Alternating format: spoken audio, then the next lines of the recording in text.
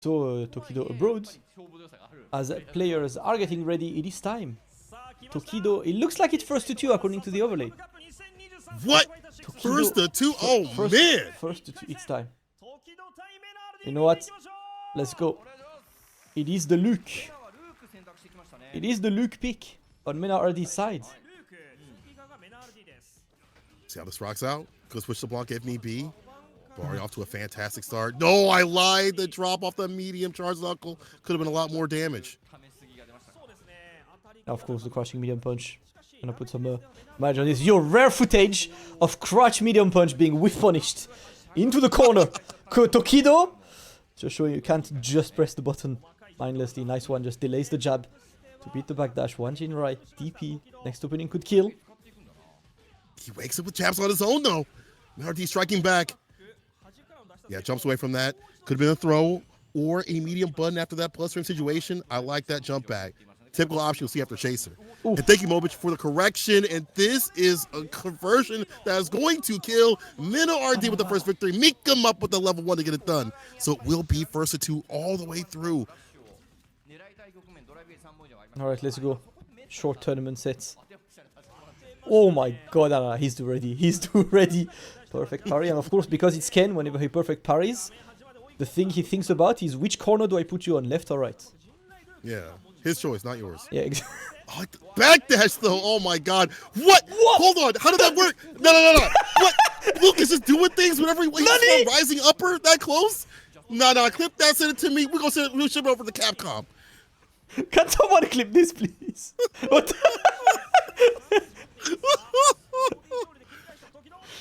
Alright. Well. MenaRD showing... he saved some stuff for the nationals. That's what he did. Yeah. Yeah, too far for that DP. I like that he recognizes the range for the rising upper isn't always so good. Yeah. Does find the crouch fierce there as the anti-air. MenaRD is taking his time. Didn't want to redo anything with burnout. Might as well just wait. Wait it out. And it's neutral gaming, both of them. On the full bars. Next hit kills. Tokido looking to stay in the game. Look at that toe tap, no counter hit. The fireball interrupt that advance. Yeah, that bar at the bottom. He ain't even need to use all that, to be honest. He caught the crouching medium punch again. He said, I've had enough of +1. We don't do that here. Let's go. But the thing is, Tokido gets the round. Final round has a MenaRD with 3 bars. And it's always a trade-off, right? Like, when you one round down, you always like, can I win without using level 3? Yeah, you don't want to spend that bar. You like to use that to get that lead or like finish things off. But she has Ken. It's a toe tap. Yeah, nice and close for that target combo to happen. Enhanced touch for the Oki. Gets a throw. Calls out the parry preemptively. These jabs are working out. Oh, Ooh, he could have caught that with drive rush stand fierce. Yeah, he was waiting for a crosscut to just get it out anyway. Watch out, MenaRD in trouble. Didn't really get an opening. This one is the snowball effect. Ken in the corner. No perfect parry this time, at least. MenaRD reclaims the corner. Yo, he tries again, despite Tokido showing that he can perfect parry this. There we go, Tokido takes game number 1. What a read on the throw too as well. And that's like later in that sequencing in the corner. Usually you typically see a lot of Japanese players go for the backdash immediately against throws. It's something I feel like we all should kind of take note of just in general. But Tokido reading the intention of MenaRD, sending him back to the character select screen. It's time to go back to the jungle. Alright. That might be the play. You know, like we mentioned it. He's just check the character itself. Check how you know the character. Tokido showed that Luke is not really... didn't look like a menace to him, at least. And now Blanca. See how you do. Yes. Yeah. Let's get wild. Try to get that throw. Back jump again. Tokido avoiding these jump situations with that back jump. It's been so smart. Perfect parry to keep him in the corner. Slides underneath the fireball. Yeah, you got a lot more options with the ODDP. Get some distance. Nice, another slides. Works clean. Again! The perfect parry is gonna force Tokido to do empty jumps now. Oh boy. Oh boy. Yes, burn him out, that's it. See, like, once you were burned out, it's like you either level 1 or you block and get chipped. Choose your death. Either way, you're going down to the ground. All right, Tokido off to a better start. Enhanced Tatsu. Caught the walk back with the crouching medium kick. Gets a side switch and the drive impact. Will he set up shop after this knockdown? Yes, he will. The tech, though, does not connect, but still, little blockage hand is right there. Electrics, yeah, it's out. You got to worry about him. Okay. Behind you. Yo, have you ever been thrown and still be like plus 25? That's literally the frame on this. Like the Blanca-chan completely made this in Mena's favor. Tokido going for the super, it lands. Right after, the anti-air right there. Caught him teching. His hits connected. Oh, you are dead. Hit the bar at the bottom. No, slide. Oh no. Level 1 could get it done. I wonder if there was a No route to kill with level 1 because he needed to like sacrifice some damage. Decided to wait, and that's going to be Tokido saving the round. MenaRD didn't want to spend the meter without killing, but burned himself out. I don't know. Sweet, I don't know. Sweet 19, I don't know what's happening here. MenaRD gonna get that power up. Does have a lot of bar at the bottom. Could enact Lightning Beast off that stand fierce. Oof. We'll find the anti right there. That drive rush heavy kick is so good. Oh, good luck.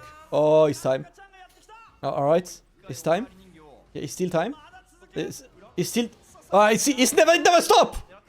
It's my time to play! Yeah, please do not press buttons. Stay... What? What? He did the Ryu we were talking about previously. He's actually a genius. That Ryu player is actually a genius. Tatsu. Is that gonna hit? It does. The level 1. Oh my god. Tokido's still alive. Tokido's still alive, but MenaRD getting the opening and MenaRD taking the game as a close one. But yes, man, listen. I can confirm. You're the Ryu guy I played yesterday. You are visionary, my brother. He was a go. He was a go. Maybe that was supposed to be wake up super. I don't know. No. That was supposed to be Tatsu. You just No, go. that was throw Tatsu. Yeah. I was like, when, if Tokido Tokido does it, it means it's validated. It means it's a halal strategy. It's real. Alright, let's see if MenaRD can keep on the momentum. Tokido has been pretty much 100% on the reversal so far. Forcing MenaRD to chill, but he refuses to chill. MenaRD has been so good about attacking that drive gauge. We've seen the Blanca now at the distance to clip that drive gauge continuously. However, can he enact his son for some fun? Oh, the punish! Yeah, that's weird. Blocked the sweep, but nothing happened after this, and that's MenaRD in the corner. Safe jump, get the throw. It's time to snowball. Oof. Crouch fierce for the shimmy. Overhead perfect parry. This is great. Back throw, positional advantage.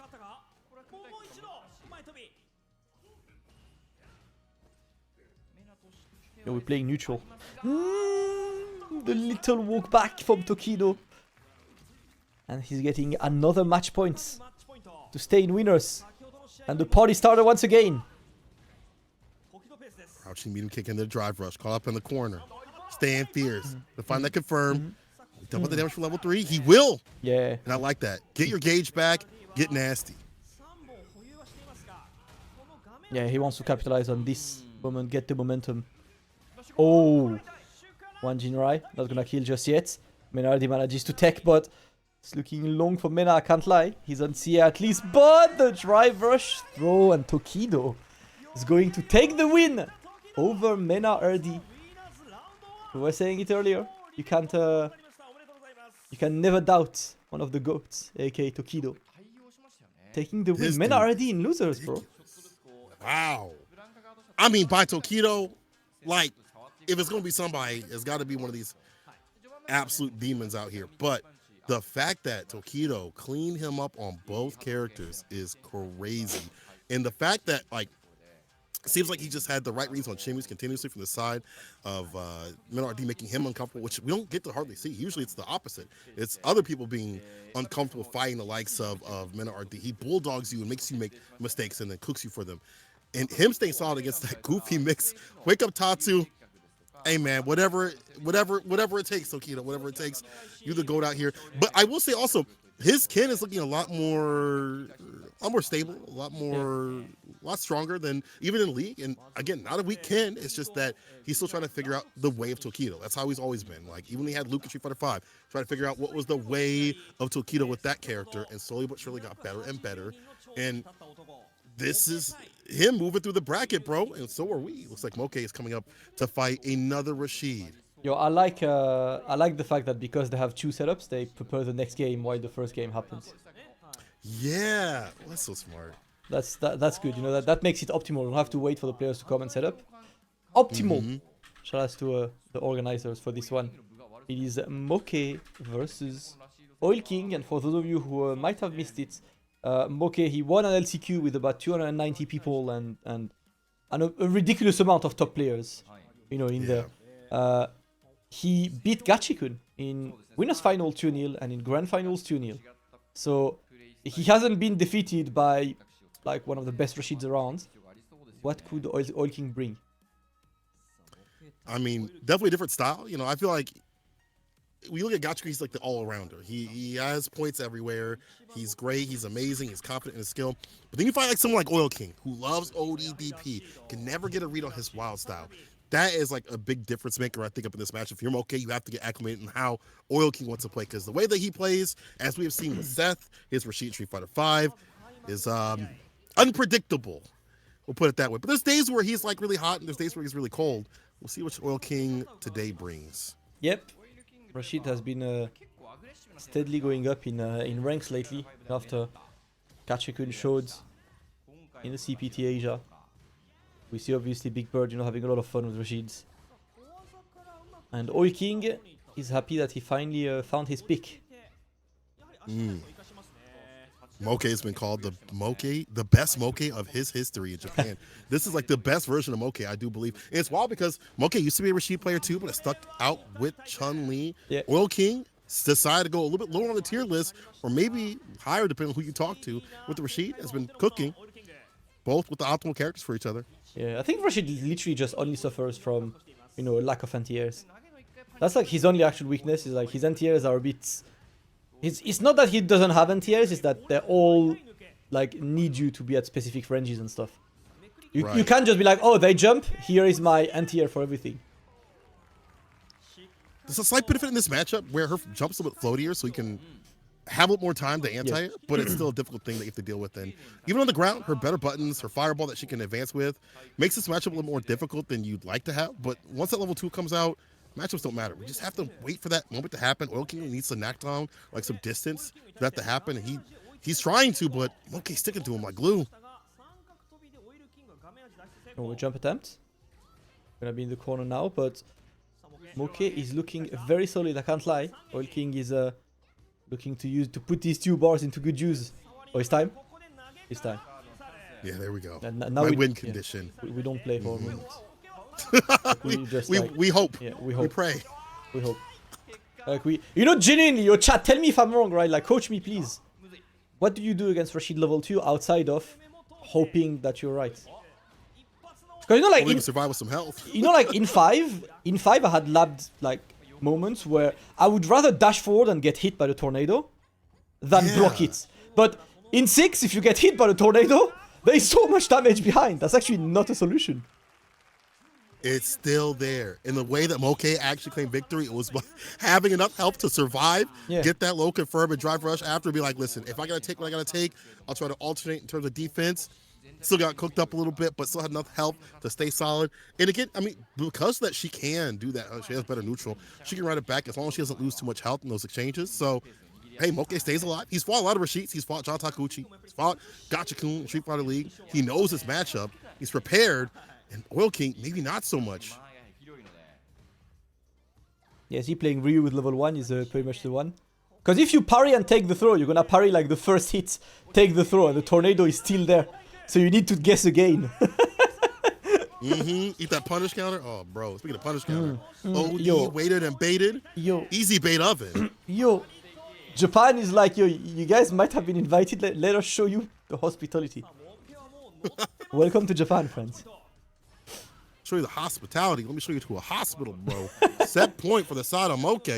And honestly, we talk about how good level 2 is from the side of Rashid, but her level 2 is really good too as well. She builds up so much bar. She's like a battery. And even when she does level 2, she builds up another bar sometimes. Yeah. Or close to. Yeah, you see a lot of Chun-Li's, like, rather than going for level 3, they just go for multiple level 2s. So then they keep the threat of level 1s whenever. She's only using 3 to kill, if needed. but Oil King getting the jump. Alright.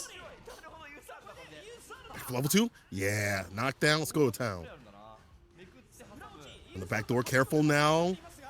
He Nice. blocks out drive reversal, nice, and Solid. waits long enough for it to dissipate so he can get that drive reversal and get some distance. Very solid defense from Moke. He looks unbothered. He's just playing. No threat. Oof. Drive rush crouching, media kick. Oh, did not get the follow-up. Oh, no. He caught up in the corner against Rashid. This could still be his game, but he wakes up with violence to put Oil King to sleep. That's defeat 2-0. Moke takes down Oil King. Damn. Moke is looking strong as hell. You see that little drive impact button? Yeah. You sound ready. Yeah. Dude, I dare you. Yeah. Try. Press drive impact. Pow. I have it wired right now. My god, Moke played extremely sick. All of this is winners, guys. They're the first games of the day, so you can simply enjoy the winners game. We will see Oil King later. Does that mean that Oil King plays MenaRD then? Because it's loser of A. Yes. So that means on the winner's side, Tokido is gonna play against Moke on winner's semi-final, and MenaRD will play Oil King in losers round 1. These are all bangers, man. This could be Evo Light right here. This could be Evo Japan. At least a preview of it. Definitely not an appetizer. Feels like a full feast. So thank everybody for joining us. And again, FAV Gaming for joining us, allowing us to join in on this, actually. And real quick, before we get into anything, shout out to them. They're in the grand finals of Street Fighter League Japan. Sako, Tokido, Bonchan, and Ryusei are all in the grand finals of Street Fighter League Japan. So they're only one step away from representing Japan at the World Championship. Yep. Great team, powerful team, and they're out here still putting out for the community. All right. Without further ado, we move. It's Sako versus Angry Birds. And we said it, I don't think this match happened in Street Fighter 6 history, at least in tournaments. Maybe they played in casuals, outside. Let's see what Sako's Chun-Li is saying. Can Angry Bird give Japan their first L? Let's see, perfect parry through the gap. Big Bird had mentioned how these top level players in Japan have mastered perfect parry. Wow, the shimmy game off that crouching medium punch. Sako always been one of them like kind of slugger styles. He likes to get aggressive with whatever character he plays. We saw it with like MenaRD, Street Fighter 5, and now we see it with Chun-Li. He definitely puts a lot of points into aggression. Oof. All right. Getting the overhead, Angry Bird. Putting Sako in the corner. He's got just a bit of drive at least to work. The drive is back. And he tries. Good escape. Oh, no conversion there. Not even a back throw. Surprising. Now you put up in the corner. You need fireball. Got to hold that. Even more so because you're in burnout. Yeah, he's only doing stand fierce. He's not doing a Dragon Lash again. Trying not to show Sako that he will always do the same thing. He's back with the drive. And of course, party. It's fun. Did you see that he waited and he immediately burned through 4 bars? He's like, green means go, bro. Yeah, I got money. It's payday. Invite everyone to the restaurant. I don't have anything for the rest of the month. Bottle service. Uh-oh, he's going up dry, though. Sako using these close-range fireballs effectively as pokes to catch these walkbacks. Alright, Angry Bird going in. Yeah, it's good to see his Ken, man. I feel like I've seen his Kami for so long. Yeah, really. Been wanting this character to show up. Oh, I love this. Perfect parry into drive rush. Trying to challenge what's next from Chun-Li, but Sako has been patient as hell. The perfect range as well. Out of the crouch medium kick. And whenever he's out of the crouch medium kick, he goes for fireball, no fireball. Always keeps Angry Bird guessing. But yeah, bad decision. He's immediately gonna go for level 3. He wants the bars and wants to get the snowball effects. Makes sense. Get aggressive in this corner. Gotta be careful. The wake-up decision they'll hear from Sako. He waits. Yeah, that's one of the things that you gotta worry about against like throw base and things like that is the wake-up legs. Uh-oh, perfect parry. Go for the level 1. Oh, level 2, I'm sorry. Actually wants to kill the drive gauge. And this is fine with this character. She builds up so much getting aggressive. He has no bar, by the way. At the bottom.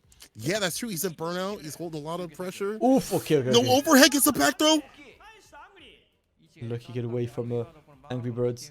Just gonna be able to walk back and wait for the drive to come back. There He's we go. buffering for level 1. Maybe he gets the fireball. Bars back though. There we go. Angry Birds. Not killing just yet. I thought that would kill, and I think he thought he would kill as well, because burning himself out in this situation. But there we go, the lazy shimmy. Neutral jump. Taking the kill. Yeah, I don't want to like walk back, man. Vertical That's shimmy. my favorite one. Yeah. Yeah. Neutral jump. You do it twice. Catches him every time. Catches me every time too. All evened out here. Angry Bird trying to stay alive. And see how Sako like constantly navigates outside of the crouch medium kick? I actually really like the spacing. I feel like it's like this, like catching drive rush with swift thrust. And that's one of the reasons why she's so good about dealing against drive rush, stand light punch, swift thrust. Yeah. Yeah. And then you go into level 2, which can delete like DPs off the table. Ooh. Beautiful against the overhead. The OD DP, the Tensho kicks ready. Really impressed at how Sako is completely nullifying the offense. And look, the other level 3 is already there. Yo, it feels like he just level 3 like last round. And he already built 3 bars. Got another one. Damn. That $400 cheat sheet. Hold up now. Alright, yep. It's only -6 in burnout, so at this range, no real punish! Into the shield. Ding! Ah! Angry Birds. Clutches it. Makes it work. And it's interesting to see that Sako is controlling the pace. But some strength I've always liked about Angry Bird is that whatever pace you want, he will play at your pace and still win. He's not setting up the pace himself, he follows the pace and plays. He plays on your field. You're on home advantage, but you still lose. That's kind of crazy too as well. Like that's where people get uncomfortable. But for him, it's like, I'm fine. I'll slow it down with you. And he knows that he can hit that win condition. Get the corner carry, get the side switch, whatever it need be. Work them in the corner, break down their defense. Do the things that Kim like to do. Blow up that bar too as well by being aggressive every so often. Get that drive gauge up, his meter down below. Toe tap, try to get that counter hit. Nothing after it though. Sako again playing that effective range. Outside crouching meter kick against a toe tap and things like that. Okay. Sako's slow pace gameplay is still working. Oh, that was a failed shimmy, unfortunately. He delayed the throw so much that it caught the shimmy attempts. Legs, double dashes in. Careful on that drive gauge, not looking so healthy. DPs, a Dragon Lash. Bird getting a little bit too put off guard, seeing a little bit too many more Dragon Lashes that we're used to seeing. And again, goes for it, does get the back though off this plus frame situation. Alright, we're playing the throw game now. Sako not having any of it. Both of them really low on drive. Yo, he was like, you know what? You're gonna burn me out anyway. I'm burning myself out myself. It is time. Yeah, you can sweep there. We'll touch either side. 30 seconds on the clock. Toe tap. Luckily not. Close of. Oh, in the burnout. And got the conversion right after the OD Tatsu. That was so smart. He went for the toe tap, knowing that you can't punish like that because, you know, extra frames and burnout. So safer option to utilize. Gets a conversion right after. Angry Bird on set point against Sako. You know this is his tournament, right? No shot. I was about to say. Alright. Angry Bird going straight for level 3 there. And see, like, it's a good approach where at the beginning of the round, of the second round, you go level 3, because even if you lose that round, you have a good chance to build it for the next. Right. Third round, usually you'll see that quite a bit. Again, lightning legs, the drive impact comes through, no reactions. And this is bad. Hop in the corner. Run cancel. Back throw of all things here from Angry Bird. Yeah, he's confident. He smells blood. He's confident. Yeah, that was done. From the moment he did a double dash, I was like, yeah, we're done. Thank you. Yeah. It's like, you know where this is gonna go. We're not playing anymore. Angry Bird, a bit too good. Sako played sick, to be honest. Like, I really like the slow pace gameplay. But Angry Bird is Angry Bird, man. His level has been absolutely ridiculous. And you know, like, I've been really curious to watch him and watch, like, players go in Japan. Because I feel like in Japan, they have this gameplay around perfect parry, much more fine-tuned than on the West. Like, when you see top Japanese level player play, they will very regularly just delay parry in your strings. Yeah. Because at the end of the day, when you delay parry, you play the same strike throw game, but you have a better rewards and slightly higher risk for a throw. But it's a very similar meta game itself. It's like, whether it's like tech or no tech, instead of teching, they would go for parry. And it's so annoying because it feels like you actually can't pressure. That's like Fudo's open submittum. Like that's what he like looks for a lot. Like he'll do like a -3 into a parry situation where he knows that you'll press something. It'll set up previously by doing like sway and the like light kick sway or whatever right after, or a button right after to like goad you into like that perfect parry stuff. Again, Big Bird had said that they're really structuring the game plan around that, the parry idea. But I just don't. I think if Sako would have fought any other Ken, he would have won that. But the way that Big Bird, Angry Bird plays that is just it's too much. Like, dang, he's playing on my field. He's playing the way that I want to play. Like, it's hard to be used to that kind of style. And speaking of stylistic differences, when it comes to Giles, NuckleDu, I have to say he's the best Guile, bro. He is just the best Guile. I love Higuchi. I love Kaba. They're fantastic players.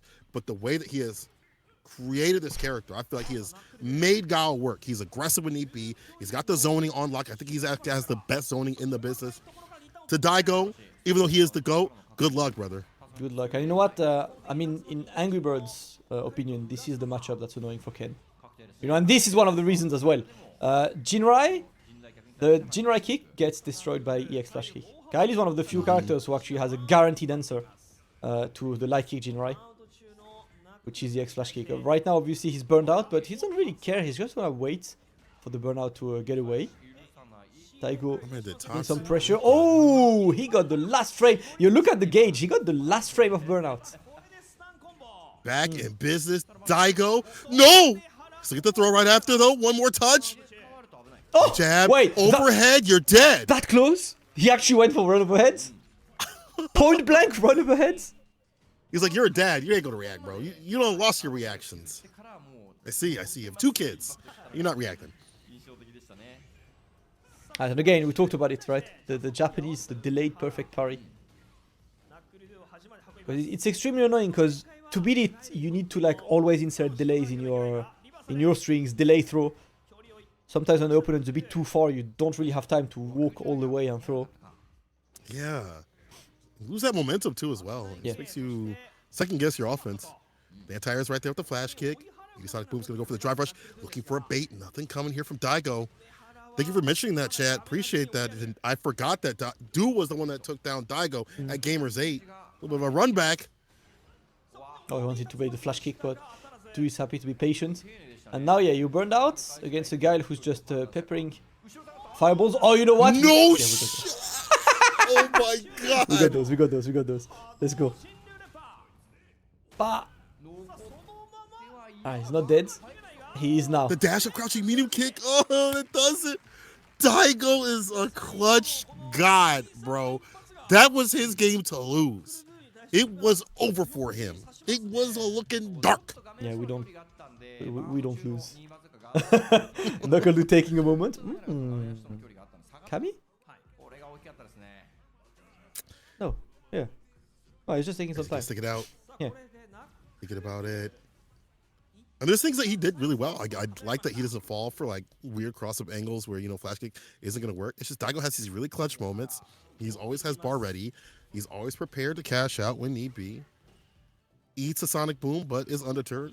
He's just a classically clutch player. That's what we know the beast for. Look at how he walked back to the corner so quick. NuckleDu excels in these situations, doesn't really care about being in the corner, he'll just keep you away. With the Sonic Boom game, Daigo not really jumping yet, so there isn't the anti-Sonic Boom threat just yet. He's just meeting him with normals. Oh no! Oh no! Combo. Tatu, DP right after. Damn, it did a grip of damage. Frame kill, gets the throw right after for the punish counter. Meaty stand fears. Man's at burnout, now those Jinrais are flying. Brother, jump fierce, not jump medium. Yeah. Jump fierce and knock him down to the ground. You know something I see a lot? I think I only see Daigo doing this. Like, Daigo air-to-air so much with Ken. Yo, they gave me a drive bar. Yeah. They gave me a drive bar. I'm using the drive bar, brother. Oh my god, he ate 2 poops and hit the drive impact. Bro, Daigo is actually the best player, bro. Only Daigo can make something nasty come from that. Anybody else do that, you a scrub. But Daigo, you a goat. Alright, walking forward. Let's see. He's not having any of it, man.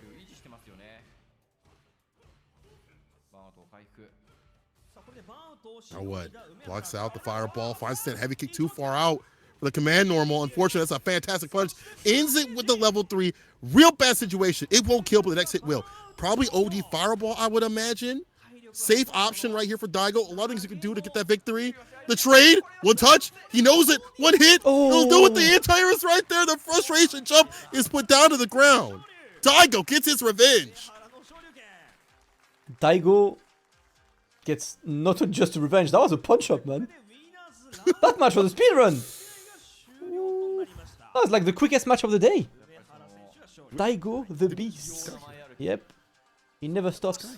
He never stops his Daigo. Like, the thing with Daigo is that whenever Daigo pulls up, you don't quite know what he's gonna show. You know, like, he's gonna show something, you don't quite know what he's gonna show. So, today he's showing that he's ridiculous. And yeah, I don't see that. There was someone that pointed out, I forgot what the name is, like a tech monster. There's a guy that always posts stuff with special punishes and stuff like that, like really meticulous, intricate punishes, like matchup knowledge and stuff like that. He's always posting those videos where he's like resetting it and like training himself. I forgot his name, but regardless, that tech head trains Daigo. There's a lot of people that actually help Daigo out as he has taken a back from competing heavily in like Street Fighter League. He's like, I'm just gonna do content. I'll play my way. Look at where it's led him to. Situations like this where if you beat him, he'll take it the next time 2-0 easily. Yeah. Daigo will have to fight Angry Bird. It'll be a kid-on-kid matchup, or maybe Scammy Cammy. We'll have to see. Ooh, Daigo and Gober is definitely a match I want to watch. Let's see. That's gonna be a bit later, obviously. On the loser side, it's MenaRD versus Oil King and Sako versus Nuckledu. I'm not quite sure which way they should go to losers now, or maybe they want to play the winners semi-finals. Not sure what the plays on this. Tokido Moke, should be a good one. Angry Bird Daigo. Angry Bird is the only non-Japanese who is enjoying the hospitality. Yeah, really. Yeah. And there's an interesting question in chat, Kola, that I would like to address. Is this a Capcom Cup qualifier? Now let me tell you something, guys. When you watch Street Fighter 6 and you watch a tournament that's stacked and that is offline, it's never a Capcom Cup qualifier. I'm sorry. Unfortunately, I'm sorry to say this. I thought you meant quality. See, when I said yes, I was like, oh, you meant oh, you mean by quality? Oh yeah, is this a qualifier? No, this is actually put on by FAV themselves. They're just like, you know what? Let's have some hot ass action out here and qualifiers? They're a myth, bro. Stop asking. Every tournament I've been to, UFA is the qualifier. No, Blink is the qualifier. No. I was in Italy, the tournament in Milan is the qualifier. No. Yeah, it's. I'm sorry, yo. I was at DreamHack. I was doing commentary and I saw in the chat, "Is this a qualifier?" I was like, "No." Come on, bro. You don't know it's been months upon months. But listen, y'all need to be out here in the streets being like, this should be a qualifier, so Capcom get the hint. You know what I'm saying? I just, let's get loud about this. All right, let's see some change. Oh, okay. So it's Waraki, the OG multiplayer. Yes, Mobich, thank you. That was the name. I probably said it wrong, but that cat is insane. He always has these wild ass punishes for damn near everything, for every character, and he's been teaching Daigo, and that's why Daigo knows part of it, but why he is so intricate in all these like weird interactions. That's what we love to see, man. We love to see players fine-tuning their craft, and we stay in winners. So it is Tokido versus Moke. So yes, guys, for the answer, it is obviously not a Capcom Cup qualifier. Because unfortunately... I mean, the rule of thumb is if it's not on Capcom Fighters, you already have your answer. Yeah. And if it is on Capcom Fighters, most likely... most likely it is. It's kind of like the play out there. Yeah. I gave you guys another bet. Shout out to the 340 of you guys joining us. Yeah, we're still just in the beginning rounds, right? It's only the start of round 2. Getting a solid day of Street Fighter 6. Love to see it. A lot of people enjoying this right now. Looks like across the globe. And again, FAV Gaming allowing us to restream. Appreciate y'all. Let's know, chat. I want to know, what time is it for you? Because, like, Kola has not slept yet. I have slept, but not that much. What's your position towards next to sleep? Let me know the time for you guys. Let's go. Tokido Moke. 2 a.m. Oh, I see a lot of people. A lot of ranges. Well, they're going right to Tokido and Moke? All right. Wow, okay. All right, all right. Let's get it. All right, Tokido getting in there. It's Moke. I don't know if these two have played Street Fighter League. By my recollection, I don't think they have. So, Mobus can correct me if I'm wrong. See what happens. Tokido has Sako on his team, so he understands this matchup. The anti is right there. This character's anti damage is insane if you space it out right. They'll stand heavy kicks, medium kicks, all those good things lead to so much damage for this character when spaced out right. Oh, the back throw. Oh, the crouch medium kick. That set him to. Oh, the stage jump actually hit, but no conversion. Burns himself out. Not gonna kill just yet. He's got to stay in range. Goes for the throw. Moke remains dominant. Dash movement. My man did forward dash, back dash. Throw right after it. Tokido, again, looking for is that corner carry. Mid-screen, you know, he's good. But he really shines is like bringing people down the corner. Oh, Hazanchu cutting through. Throwing out bad fireballs, such a problem in this matchup. You already don't have the best fireballs in the business when you're Kent, unless it's like OD. Look at that. Gets a pickup. Drive gauge all juiced up. Sachu again. My man's really throwing out fireballs. No fear. Oh, yeah, clean finish. First time around house. Goes straight to level 3. He wants to reclaim his drive. He wants the momentum. And he needs, because it feels like Moke is... He's just like thriving right now. He's having so much fun. Everything's working in his favor. He absolutely destroyed Oil King. He destroyed Gachikun in the LCQ. Had a very solid and dominant run. Need to stop him. DP immediately. Get some distance. They got these fireballs again. Problematic. Gotta be careful. Finds the low. This should be more than enough with the pickup to put him down. Bro. Stomps in the round. Moke getting aggressive. It feels like it's not just like looking out for the fireball with Hazanshu. It's like taking advantage of the fact that Tokido's like, man, what do I do at this distance? I don't really have much. And then she just dashes or does drive rush in front of your face. He's all warmed up. He's unbothered. Thriving. Moisturized. Great Friday for Moke. Straight out of the hot springs. Had a great morning. And now he's playing some Street Fighter 6. And man, it's looking like a good day for him. Confident with these fireballs. Might see an OD fireball from Tokido at some point. Kind of cut through some of this. Perfect parry is there. There's an OD from the side of Moke. Oh, yeah, you had time. Oh, yeah, she wanted recovered. to react, drive impact, but you really need to do this early. Let's go. Goes for level 1 this time. Put him in the corner, and he's still looking so dominant. Finally, his driver slide punch. Getting something for Tokido.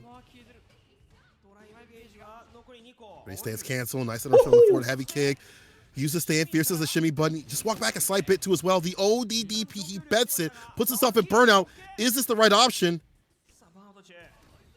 Oh, Impact, yeah. Yeah, that was Splat. That was good. That was really good from Tokido. And yeah, you said it, right? Was burning yourself out the right option? I feel like I've seen Moke just not caring about drive gauge. Like, he just uses the resources. Got punished for it.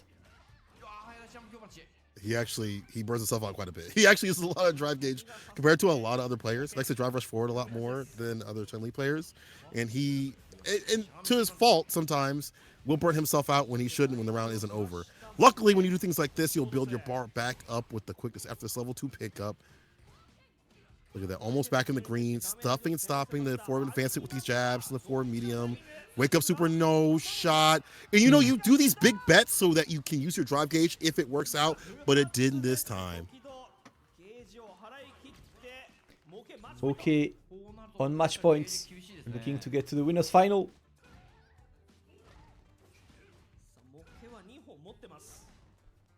Oh, there we go. This is when it's long. When you're in the corner and you just feel like everything you do is wrong. Moke managed to escape. What? Oh no. All because of that bad meaty, bro. Back to neutral.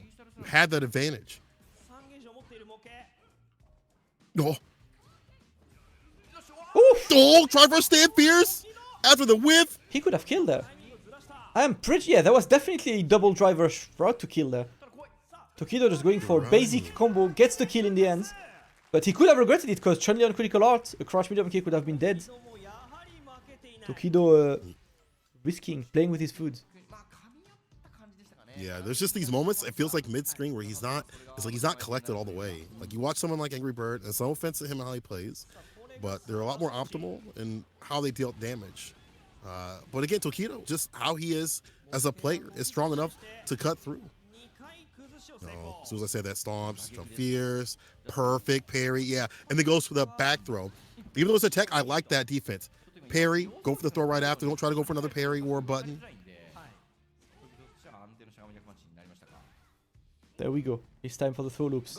Again, yo, Moke is really going hard on these wake-up reversals. Tokido is happy to bait, and you burned out once again. Okay, gets away, at least. Good, gets the challenge. Up throw. Back to neutral. Don't let him in.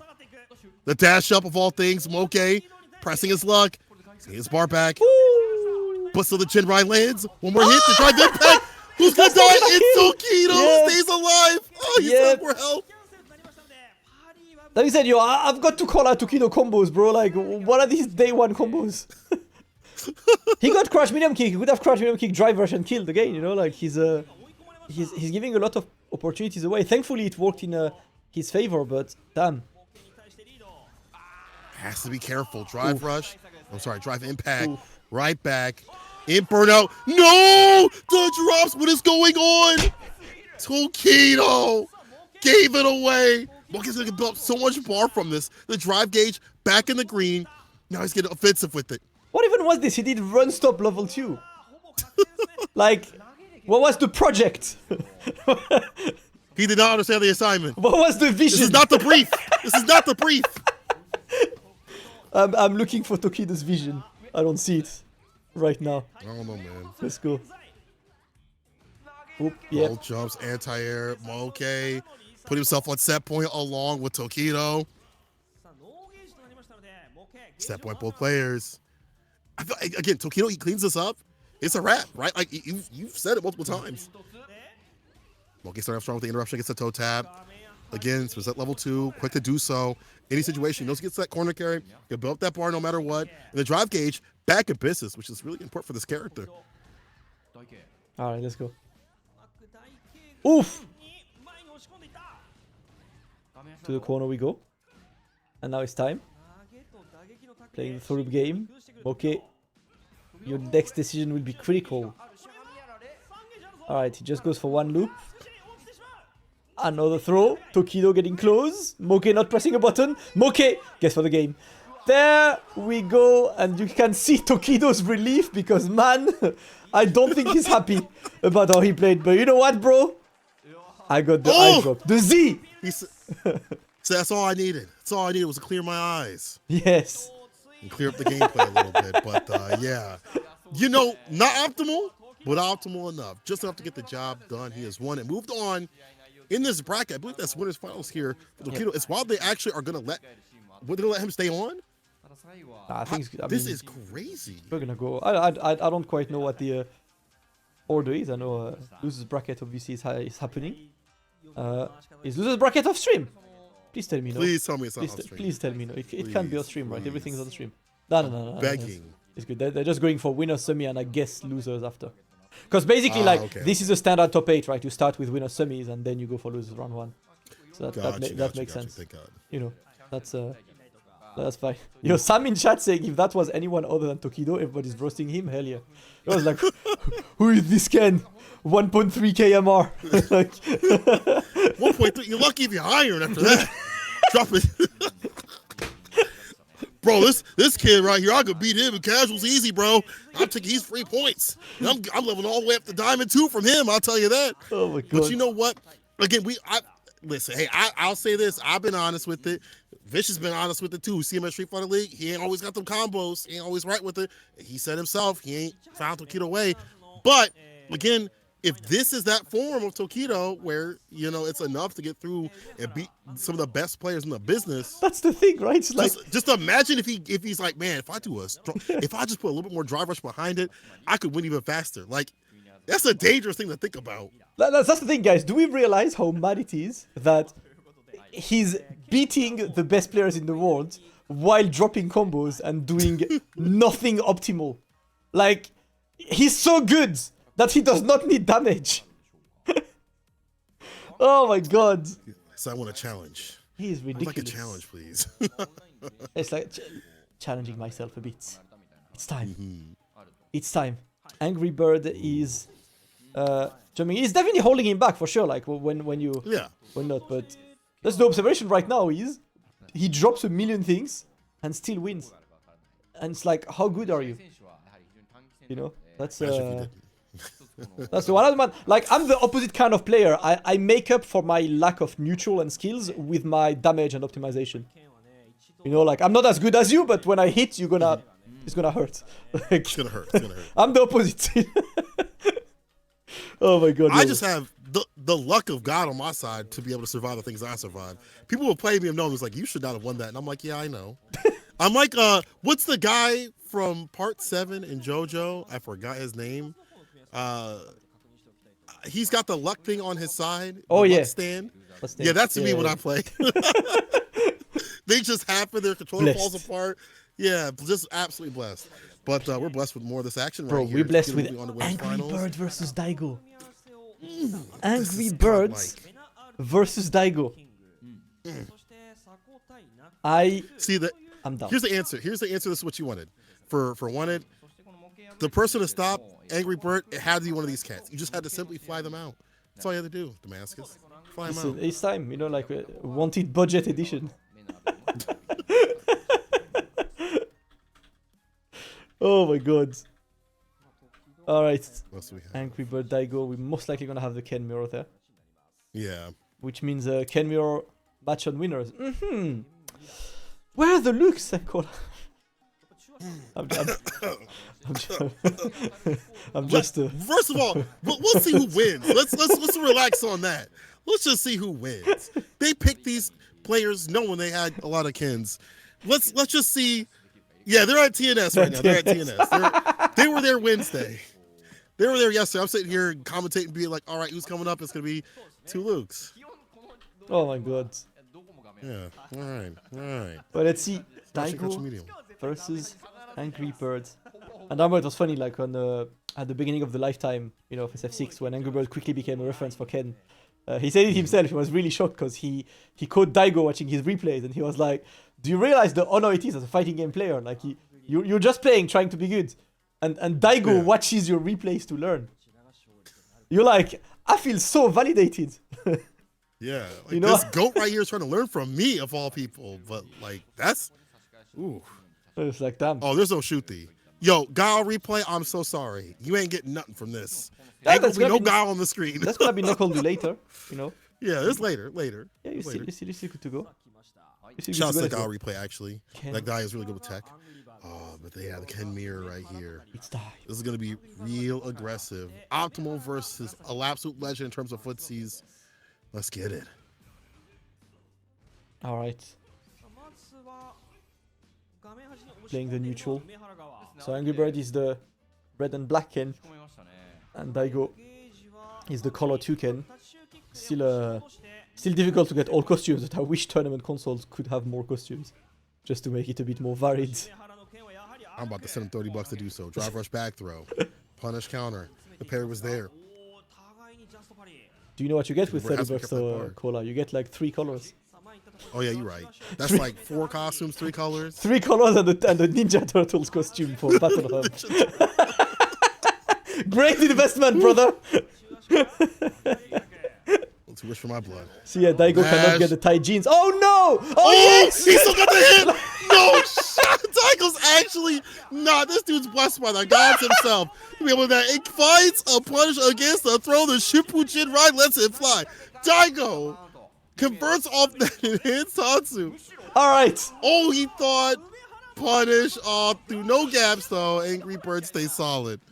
Bro, I am not gonna lie. I thought he I thought he was about to have plot armor right now. The protagonist theme song was playing for him. Yep.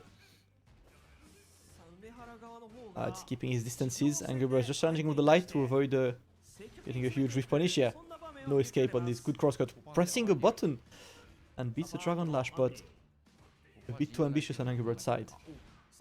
Angry Bird and Burnout. Strange to see that happen. Both players love to put the other character of the player in Burnout continuously. Like, that's been a big game plan of them. Nice interruption here from Daigo. Oh. Stand fierce. You let the Genrai fly. Unfortunately, a drive impact will stop you and stuff you right to CA. Yep, and see we that put DNA. you in burnouts. Daigo struggling right now, and yep, Angry Bird is just playing the fireball game. Didn't have opportunity to cross cut there, but in the corner, you get this. That was just a counter hit. That was not a punish, by the way. The hold on jump in. Daigo clutches it out. Close range fireball. He wanted to get that chip no dip, but couldn't do it with the fireball. Daigo calling out that option. No, that was the perfect range to somehow let that crouching medium kick whiff. Daigo is on 3 bars. And Angry Bird is just playing the footsie game, but gets outplayed. Oh no! Daigo's looking clean, straight to level 3. Momentum on Daigo's side. Taking mid screen. Eating a lot of damage from this and drive gauge, more importantly. Kill the drive, you kill the character. Stand fierce, started the counter hit. Don't know what he woke up or going back to sleep. Dang, and there was still more on the table. Daigo is like, yo, Tokido. Peep. Yo, peep game, bro. Just so you know, this is how you play Ken. Peep, Just so you know. You're not too old for training mode, brother. Oh, no cross. Oh, man. That's unfortunate. Crouch Fear starter right here. Angry Bird said, I got some combos, too. I can show you. We see Angry Bird dump out some pretty sick combos on his own. Driver Slight Punch. Heavy Tatsu Ender. Right? Angry Bird uses that stand medium kick a lot today. It's actually working. Let's go. 2, 3. Give me fourth one. Oh, he went for the jab and the counter right fair, after. We take those. It's not gonna keep going on the throw.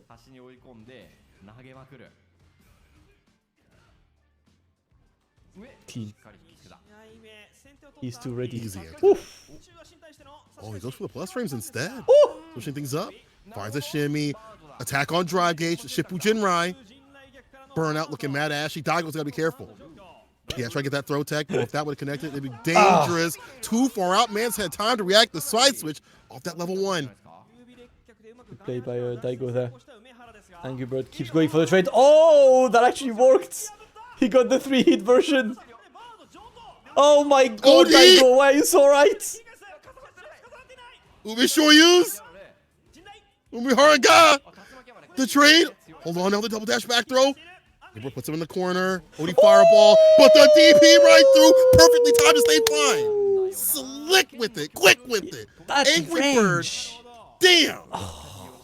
Evened out. Alright. 1-1. What a set so far. What a set. Let's go. Punish. Too many kid players try to use that to leave the corner for free. Cannot do so. Alright. Alright, we take those. Perfect. Yeah, we take those. Daigo or not Daigo, drive impact in the corner, brother. Match point for Angry Angry Bird Bird. looking. This dude, the Gordon Ramsay right now. Oh, he grabs the dragon leg. No, get that out of here. 1, 2. Straight to DP. Daigo is not having any of this. Keeps it plus, but the neutral game has been very disputed between these two. Daigo, gotta make some adjustments. Try to see more games to the walk-up throw. Too preemptive with that parry. Baits out the ODDP. Easy bait up, and Angry Bird takes down Daigo and puts him into losers with the super to seal it. Clean. Clean Angry Bird. A bit too good. And listen, there were moments where we thought Daigo would get this, but Angry Bird looks way too solid. Way too solid. And yes, chat, Daigo is DI in the corner.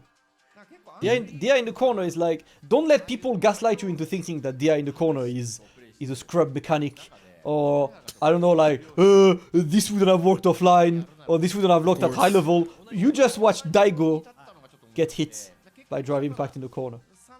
For free. For free. That's the one. For free. Oh man. That's It just so be fair. like that though.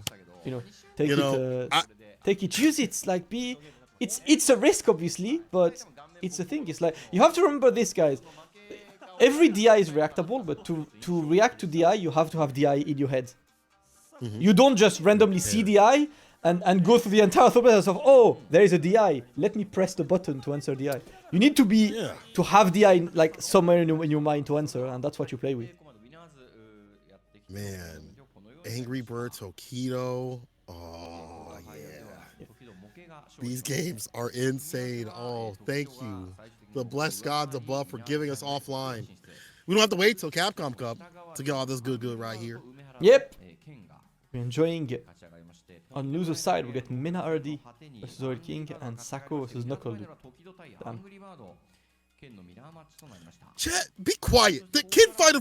Stop. Hold up.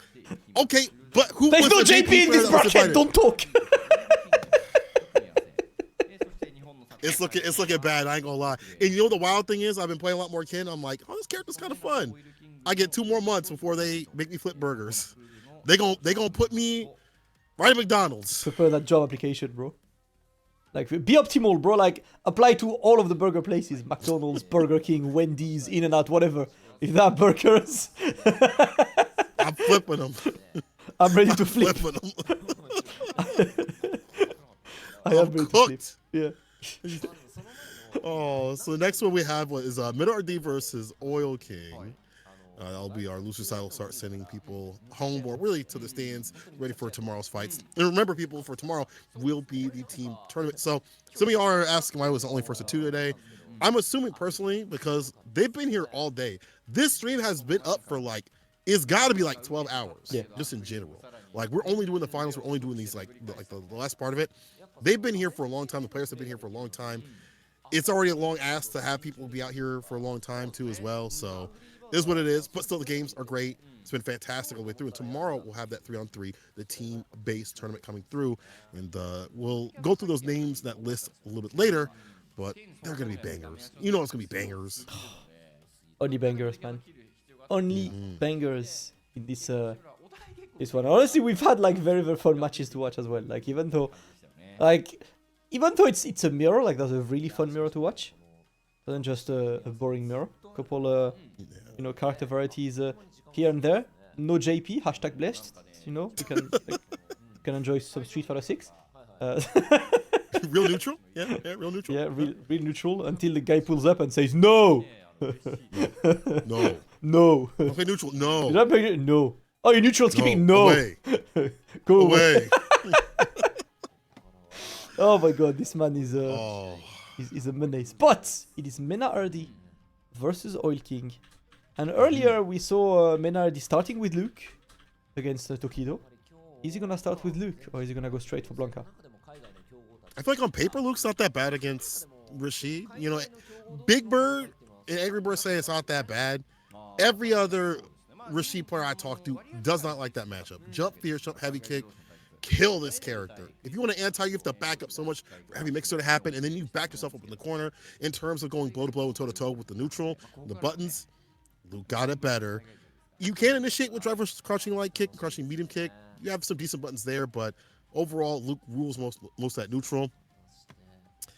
Just those 2 elements is enough to put it slightly over for Luke, I feel like.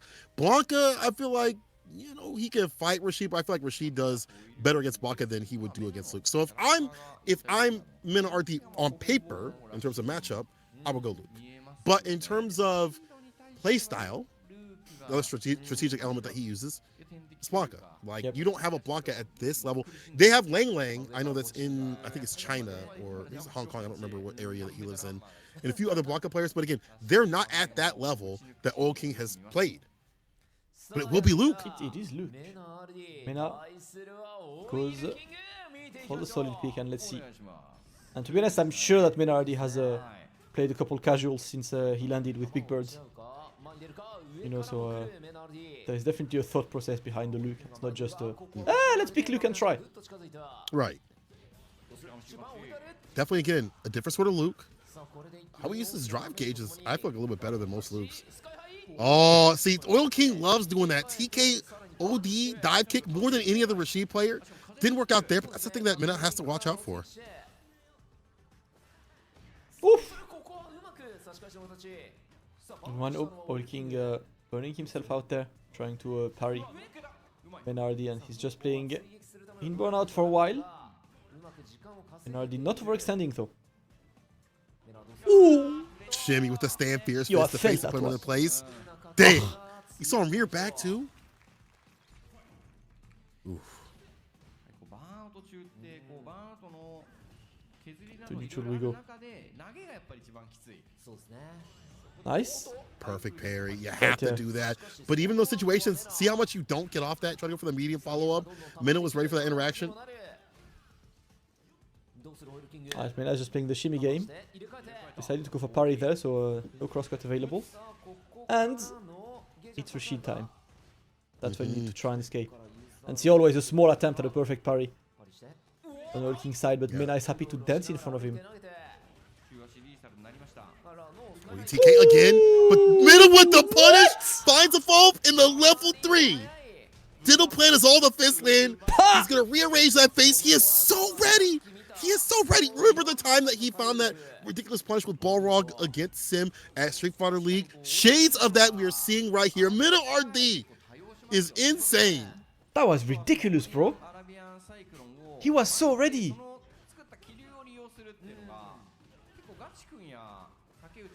What a go. Here's Oil King, though. Getting aggressive. I want to see that more of that level 2 come through. He's got to find knockdowns for that to happen. Got to find some space.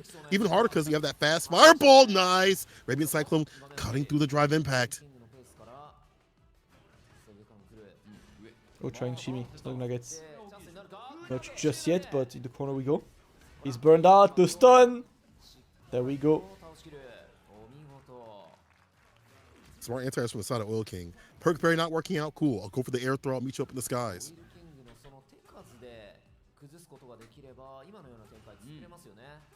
Rashid just doing anything? Listen, Chad. It's not always like that. All it takes is one fat jump in. That's why Oil King keeps that heavy mixer space as much as possible. Oh, yeah, so you didn't even want to bet it. Didn't want to end up like Gacha-kun. No, the wrong Eagle Spike. I think, actually, that wasn't the right combo in the first place.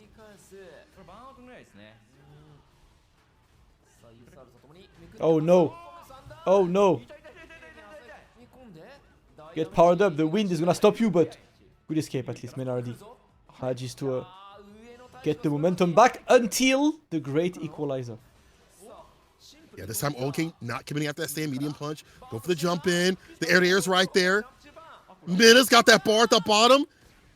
Not going to kill after this, but the next sequence will. And this is good. He stays in burnout. Oil King does have that level 1. Will he wake up with that super? Will Mena call that out? I believe that might be enough for Chip. I'm not sure how much that can do on Chip. Oh! Preemptive jump back. Let's go. Oil King evens it up. It's 1-1. Yo, imagine Mena go down. And that's not saying Oil King a bad player. Evo Japan champion. When they act like his name. That jump fierce we talked about. Blessing that dome.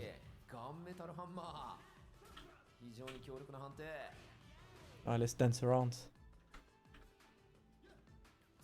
Taking you for a dance. As we play the fireball game. And Oil King is not really overextending this time. Slowly but surely. Just trying to figure out what Mena is up to. Nice. OD against the drive rush. Ready with that OD mixer. Drive reversal after the enhanced one. Doesn't go up in the corner. Yeah, perfectly spaced up in that place for that heavy mixer to come through. The overhead. Didn't want to commit to an anti right there. Probably would have died for it. But is now back home in the corner until side switch. Mix up.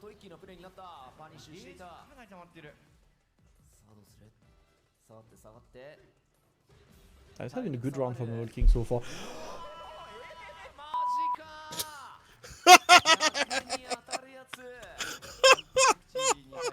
Damn, no That's more. probably what they say in Japan, I'm like, too. yo, he's playing very solid. No!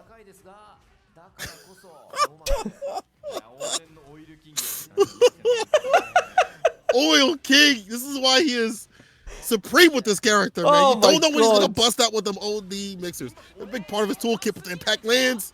He actually did jump back into delay EX mixer. And the worst is, it worked. And it worked against a Capcom Cup champion. It didn't work against a random guy in ranked, right? It worked against Mena freaking RD. How come when he does it, he a genius, but when I do it, I'm random. Crazy, crazy. Final game, final round. MenaRD might be going home early, or at least to the team tournament. Oh, Moke gets the cross up. The knockdown here. And he's got all that bar at the bottom. Resets. The throw. Backs up for level 2. Yeah. Oh no. He actually Oh, gets no. the roll in his Oh. mixer. Dancing up for the finish. Oil King taking down MenaRD. Let's think about it, chat. MenaRD just went 0-2. This is the caliber of the tournament we are watching together. MenaRD is 0-2. This has been, I mean, we know how it is. When you put like 8 absolute monsters, you know, in a bracket, an absolute monster will go 0-2. That's insane. That's insane. Brother, what in the hell? What in, you know what, Oil King? I don't know if you heard the conversation that we were all having when Oil King came up. He was like commentating with me and Marine in the TNS reversal grouping that we had, our little room that we had. And Oil King was like, yeah, I'm not really feeling Rashid right now. Me and JP, we laughed up a lot of stuff. Yeah, I'm not really feeling the character. Now look at him. Yeah. Getting nasty on MenaRD, moving on to fight Daigo. Damn. Brother. Damn. Let's see, man. Shout out to MenaRD. We'll see a MenaRD tomorrow in the 3v3 anyway. So, we'll definitely get a bit more of the ball action as we move to the next match. In the loser side, Sako versus Nuckledu. Another one, right? And another match I don't think I've seen since Street Fighter 4. I think last time I saw this, there was like Evil Ryu against DiCaprio or something, you know? It's Right? That's the. Yeah, I don't remember seeing this much in maybe in one of the early CPTs of Street Fighter 5, but like maybe, I don't know. It's been so long. Listen, guy in replays, you can come back to life.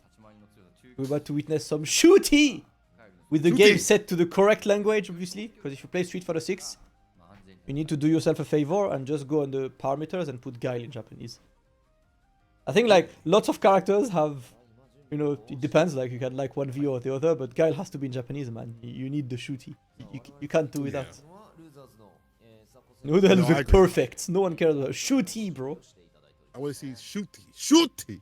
That just has way more impact than perfect. Like shooty, it just sounds more dominant, more dangerous. Yeah, that's one. Now I feel like, honestly, it's actually funny. Like I think SF6 is the first Street Fighter that I play with mostly English voices, because English voices are really good in 6.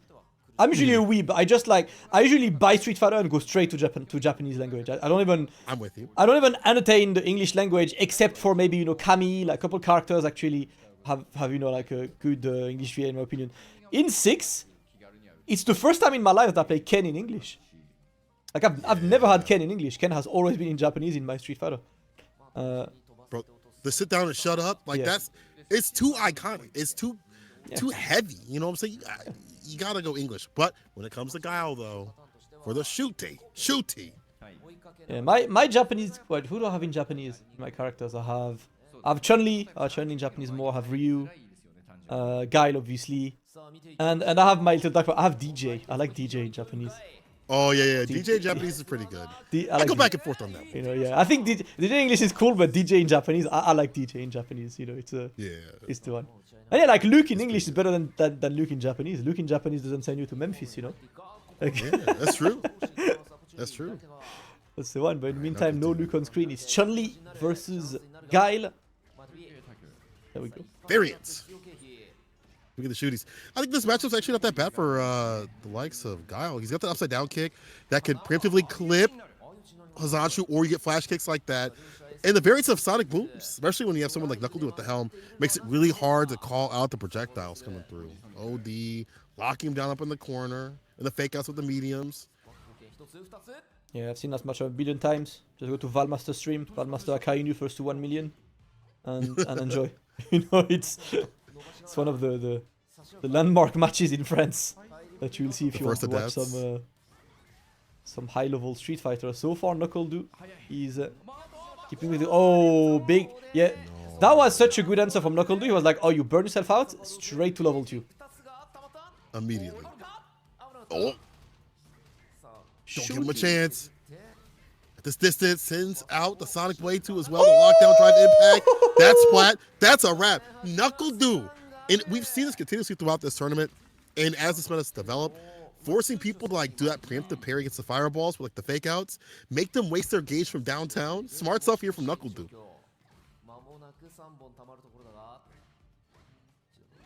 Alright. Sako goes a bit more aggressive, but as soon as NuckleDu smells the aggressiveness, he's like, nope! Flash kick time. The upside down kick's so good against like crouching medium kick as well. Covers so many things. You have to get preemptive, like jump in or DI it. And hard at Hazanshu if you can't read the rhythm, the way that NuckleDu plays, I feel like no other Guile player has that same sort of zoning. Yeah. Another upside down kick. And yeah, you see NuckleDu using it a lot. That's definitely a button that gets a lot of mileage in this exact matchup.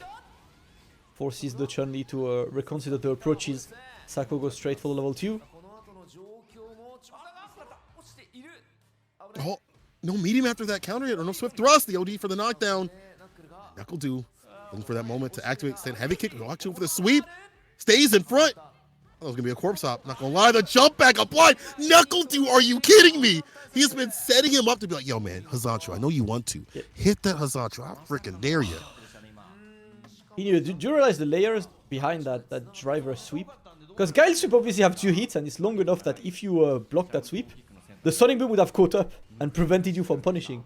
So you had to like take the sweep or block the sweep and wait for Guile to be plus again. Incredible. The way again he maneuvers his character, it's like years upon years. Again, a character people kind of downplay a little bit. He's insane, but you got to have that legacy behind you to be able to have these like fireballs. Impact right back is NuckleDu. Bro, this is Sako's tournament, man. This is kind of rude. It's like, thank you for the hospitality, my friend. Please go back to the crowd to watch it with the people. Oh, I'm sure you have some work to do backstage, my friend. Yeah, man. Filling paperwork. I'm feeling bad for you, bro. Go back to work. I wonder if Sam like it could have worked out there against that overhead. Drake thing is -5, and she does have a decent hitbox and a stand light kick for a punish, so just maybe too fast for Sako to deal with. Set point, NuckleDu.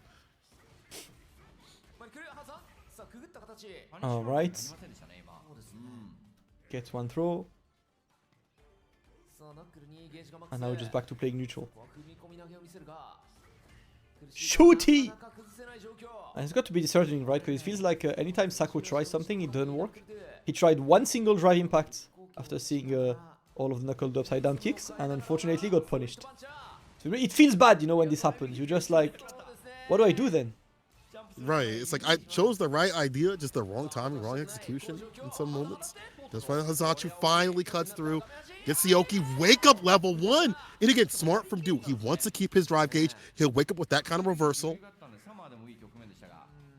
Pivotal right here for NuckleDu. Alright, good challenge. No, Sako with the corner carry. Himself in burnout, but may not matter. I don't know about that, Kola. I mean, let's see. Obviously, he's pretty much going to be in a one-touch situation. Normal throw, I don't think kills there. He might still be alive, but now he needs... Oh my god. Brother. Oh level my 1? God. Nah, don't let this be you, bro. Don't let this be you. The slide applied. Not for the kill. The jump in will. NuckleDu finds a jump in to get the win. As you pointed out, the burnout wasn't worth it. The burnout wasn't worth it, bro. Nuckledu was like, hey man, you gonna burn yourself out? You not gonna kill me? That's A-okay. I got bar to play with, I got bar to use, and I got bar to spin. I have seen so many plays today where the player just burns himself out without caring and gets, you know, punished for it. It's been interesting. You know, people have been very liberal with their use of the drive gauge. Unfortunate decision by Sako. So he will be eliminated, and Nuckledu will move forwards. And who is Nuckledu playing? He will play against another Chun-Li, Moke. Okay. Playing against Moke, who we'll have to see how Moke's strategy of when he does burn himself out quite a bit that works out. Excuse me, against Nuckledu. But you know, going back to like the whole burnout stuff, you know, that has been like the move to the meta. Is like, how do I keep my gauge healthy? How do I keep your gauge not so healthy? We saw that Nuckledu woke up with level 1. He didn't want to use like flash kick or OD flash kick to waste his bar. He wanted to keep his bar as healthy as possible. That's been something that's been continuous in the past couple of months, where people are understanding how important it is, even more so at least, that drive gauge is in terms of staying alive for those moments. And I feel like some of the Japanese players, and not even just Japanese players around the world are like, I'll hit you with that level 3 and I'm in burnout, but I get one more guess and I'm like predicated on just that one punish counter throw or whatever, and they guess wrong and the person makes a miraculous comeback, and then you just are like, damn, woulda, coulda, shoulda. Yep. Well, let's go. Nuckledu stays in. The chair has to carry some more when Nuckledu is away. And we are gonna move to round 2, I believe, of that loser bracket. You guys can of course do exclamation bracket to take a look. But the loser side will have then it's Daigo Oil King and Nuckledu versus Moke. As on the winner side, you see Tokido and Angry Bird as well are waiting to play that winners final. Of course, today is day 1, guys, with the 1v1 tournament. Tomorrow is the big 3v3. Yeah, a lot more action throughout the entire week, so appreciate again FAV Gaming for hooking us up and letting us do the restream. I see a lot of people have their streams open too as well. Obviously, Nuckledu's chair stream is there, but hey, appreciate that you're hanging out with us. We're definitely gonna be letting the people at FAV Gaming know that y'all came through, and if you want to, just give them a little bit extra love on Twitter, at them and say, hey, thank you so much for putting this tournament on. It's great to have something to end the year off right. That's offline. They could have did a lot of like things online and just like, hey, we got the players from Japan, but they decided to pull people from around the globe to give us some great Street Fighter 6 play. Yes, love to see it. Love to see it, man. All I want, man. I'm a simple man. I see Street Fighter 6 offline, I click. That's about it. Doesn't even matter what it is. It doesn't even matter like I'll watch locals these days. And even just traveling this year, I was like, man, it's so good just to play this game. Even just to play the game offline, right? Just like not have to deal with people one and dunning or the MR grind or stuff like that. Just playing. You don't even know their skill level or who they are. Sometimes you just playing and having fun. Like the good old days. It just feels right. It just feels great. So again, next year, a lot of tournaments coming up. Frosty Fostings is in January. Then there is like a TNS tournament that's coming up in like March, also March 1st. Capcom Cup in February, obviously. Capcom Cup, yeah, you're right. Yeah, we don't know Combo Breaker's date yet, but I'm assuming around May. When is Versus fighting? Didn't that get announced? Yeah, it's August. August. Yeah. Right. Mix-up will be in July. Also announced their date. We don't have the Brussels Challenge date yet. Yeah, a couple tournaments. I mean, we should have a good amount. Obviously, CEO as always, in June. Plenty to watch. Evo Japan, of course, in end of April. Yeah. I really want to go to Evo Japan, but it's in April. That's when the flights are the most expensive to go to Japan. Really, in April? Yeah, because it's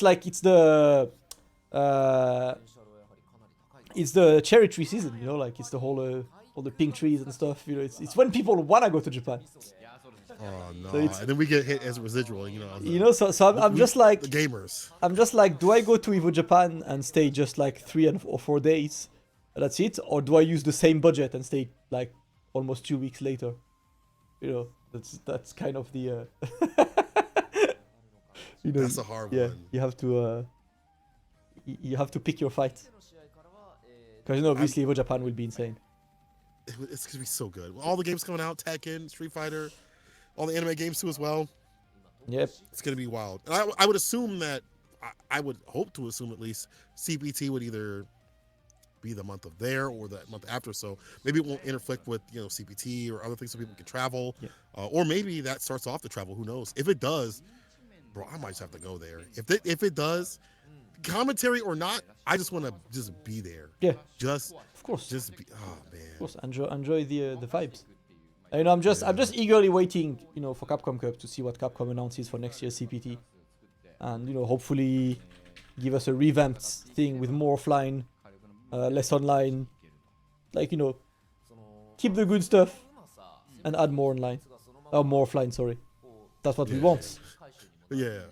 You definitely want more offline. Like, Please. There's so many tournaments that people can go to. Like, Please. so many selections. Like, please, begging you. Like, you can keep the World Warrior stuff. That's fine. World War is but amazing. just add more premieres. Yeah, just add like more premieres. Just to me, honestly, throw these online premieres in the bin. Put them offline premieres. Like I personally, I don't understand the appeal of an online premiere. Because to me, an online premiere is just another bracket, except the winner goes to Capcom Cup. Like, there is no extra hype to watching the French online premiere or Salt Mine. It's the same thing. It's a bracket online with almost the same players. If anything, Salt Mine is more interesting because you're going to get the French and the non-French playing each other. Right, the combination together, yeah. And also, you know what? I like the World Warriors more than like the online premieres. Yeah. Because at least the World Warriors build up. There's like a point system. People are racing or something. The one and does in terms of like who's the best on like a weekend, I guess like all right, but like, the World Warriors at least have a story behind them. And then obviously the offline premieres, you see the upsets, you see the drama, the people's faces and things like that. It's just offline. It's just so. I think you see upsets and more importantly you see matches that you don't get to see. I think like in right. That's really my main point. criticism of watching Six has been that there are still plenty of matches I didn't see because Japan doesn't get to travel. Asia doesn't really have an incentive to travel. So the majors in America are just American players. The majors in Europe are just European players. Like, imagine we had UFA, which is the biggest SF6, the biggest Street Fighter tournament in history in Europe in terms of people entering. And there was not a single non-European in the bracket. How big could it have been if there also was America, Japan? You know what I mean? It's like that's the kind of way I see it. If that was the premiere too as well, like if that tournament was the premiere, like I'm dying. I hope things change next year. I like the fact that people are getting vocal about it and getting open about that too as well. And we still obviously are pushing for online stuff to exist too as well harmoniously. But I do like that people are like, hey man, this offline stuff, it just hits different. Even just watching something like DreamHack, even like regionals and stuff like that, all that stuff is still fun. And people love that. So, It is, man. I was at the East Coast Throwdown. Lots of fun. Even though, like, same, because there is less incentive for World Tour to travel and people are all like trying to do, World Warrior offline, online and stuff. East Coast Throwdown ended up being mostly people from the East Coast. Was still a lot of fun. Yeah, when nobody's saying like get rid of online. And of course we want places like South Africa to have that rise as well, And shouts to Red Bull for having Red Bull in Africa. That was actually great. But like we need more of the other elements too as well so that everything works harmoniously. So it all works together. That's what I keep. And that's World how Warrior. It usually used to be. World Warrior is amazing. Yeah. Just like to me you need to change a bit of the World Warrior system to make it like either reward consistency. I think there are two arguments, right? Because I had a long chat recently. I had a chat with Sharin, from Spain. Because Sharin actually kind of opened my eyes on something. I like debating with people who have good arguments because I like realizing that I'm wrong in things. Because my view on World Warrior was that I thought you should just do a point grind, and then the winner of World Warrior by points qualifies. Right? Which I think is good because it rewards consistency. And if you're like ending Walker and you win all of the all of the World Warrior, you should be qualified. Now imagine ending Walker after winning all of the World Warrior he entered, doesn't win the finals. You're like, bro. Like, come on. Like, you did all that work for what? Like, enjoy the LCQ, asshole. Like, that's what you have to do. And then of course LCQ becomes one shot. You have all these good players funneled in And then for the viewers, you're not seeing all those matches. That's what happened last year. So I'm hoping that this kind of equates to, you know, something where we get something better. I feel like this season being smaller is kind of the reason why, because we did start around Evo. It was around Evo-ish, a little bit before or after. I don't remember, but it wasn't like a full season. So I feel like that kind of truncated everything. They're like, we have to do this quick. We got to make it happen, and we got to get this out here. We got to get people to have a CPT system. So I think that next year we should see something a bit better. Yo, but honestly, Chelsea, plugging South Africa, y'all have a great scene. It's just that y'all don't get to travel. There's so many places that, like, if y'all got to travel, you would cook. You know what I'm saying? Like, and even if it's not like the first time you travel, you get to cook. It's like you get the experience, you bring it back, you become stronger. I was talking to somebody from Trinidad. They haven't traveled in a while, and they're starting to come out a lot more. They have a lot of killers out there that psych up the DR. I'm like, y'all need to leave and come off the island and fight people in the U.S. and elsewhere. I'm trying to see people get out there. It's this, but it's budget as always, right? But then it's like, it depends on scenes and active, you know. World War, what I like is that it gives activity to all the scenes. But then outside of this, because someone chat saying there are no consistent online tournaments in the region, so World War is not enough. It's not Capcom's job to give you online. It's the community. You know what I mean? Like, that's true. If you wait for Capcom to bless you with stuff, you're gonna wait your entire life. Because I'm sorry, if I'm Capcom personally, I'm blessing Japan with online. They have like 1 million players there. Why would I bless a country that doesn't have players with online, hoping that people will pull up? You know, like communities, communities exist. You know what I mean? Like, France has plenty of online that are run by the community. That's why the region is so, stacked. Look at Spain. Spain has an amazing amount of online tournaments that, all of the Spanish players will enter and stuff. And that's how it creates, that's how it creates a community, and it creates people. And then you eventually get bigger.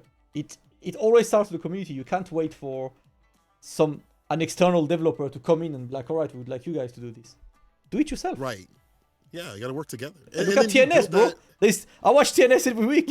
Like, if Tong waited for Capcom to do online, rip America, bro. Like, we'd be in trouble. We would be hella in trouble. You know what I mean? We'd be cooked. Yeah. Oh man. I feel like, to be fair, a lot of these communities are getting better about like promoting their games and things like that, promoting their scenes, I should say, or having like regionals around these games. Like we had one in the Midwest for Low Kick, had the Roundhouse, and that a lot of people showed out for that. It was like hundreds of people showing out for that thing. I was like, damn, that's really sick.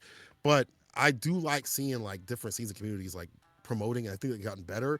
Next year, I want to see people more or promote better, more marketing and stuff. But you're right. Like we got to get out there. We got to do our stuff and put our part as a community to build up so that not only just Capcom, but people outside, like the sponsors, start giving love to us. By the way, speaking of sponsors, quick story: FAV Hotels has nothing to do with FAV Gaming at all. Wait, hold on. Okay, give me the law. I actually don't know the law. Okay, so the lore is FAV Hotels. Yeah.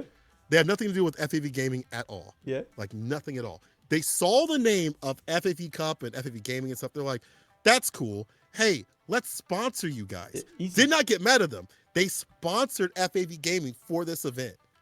Easy. That is crazy. That's amazing. That's actually good. Like might as well use it. You already have a name. Yeah. You didn't have. But Constrictor, no one saying online CPT is not good. Online World War is amazing. Online Premiere does not give any more representation because the people in online premieres are the same people as the online World Warrior. That's my point. My point is that the online premiere to me doesn't add a thing. It's the same players I see in World Warrior, except this time the winner gets qualified and not, and not like in World Warrior we have to grind. Plus to me, like a premiere kinda is weird because on one side you have World Warrior, you have to enter 5 tournaments and the finals. And then you have that one bracket that if you win, you qualify. Like, why? Why? You know what I mean? Yeah, it's exactly Crossmoon. It's just one day. It's like there is World Warrior and then there is World Warrior in one day. Why are both of them coexisting? It makes no sense. What do you mean there is no World Warrior in South Africa? I'm gonna need you to check, brother. I'm gonna need you to check. Yes, there is. There is. There is. And in my opinion, I love the South African community, but I don't understand why you need 2 Capcom Cup qualifiers in South Africa. You know what I mean? Like, that's the thing. It's not North Africa has nothing. And please, Capcom, wake up. Because Morocco has a lot of players. Algeria has a lot of players. Tunisia have lots of players. Give them something. Like, these guys are actually heavy. you know, like big fighting game fan. Obviously, I'm Moroccan. You know, I know the Moroccans. You know, Egypt has a lot of like player stuff. North Africa needs some love. You know, Yeah. having only, that's why I respect Tekken a lot, because Tekken gives love to all of Africa and not just you know, South Africa. Just like a Capcom part. has focused on South Africa and nothing else. So yeah, nothing in North Africa. But see, that's like the reason why a premiere also would be good, because like, let's say something's in that area, you drop something in those areas or whatever to make a premiere, or maybe something with like a point system, as you pointed out, like with the Tekken Dojo, then people can congregate to that area right there offline. So that could happen to also help out to give them something to go to that's offline that maybe doesn't exist, you know? Yeah, that's the one. It's and you know, like seeing, I mean, obviously I've been in this environment forever, right? But like with Red Bull Comité South Africa, it reminded a lot of people about something, which is there's something amazing about offline, which is the players are actually coming to meet the local community. You know, like meeting the South African community.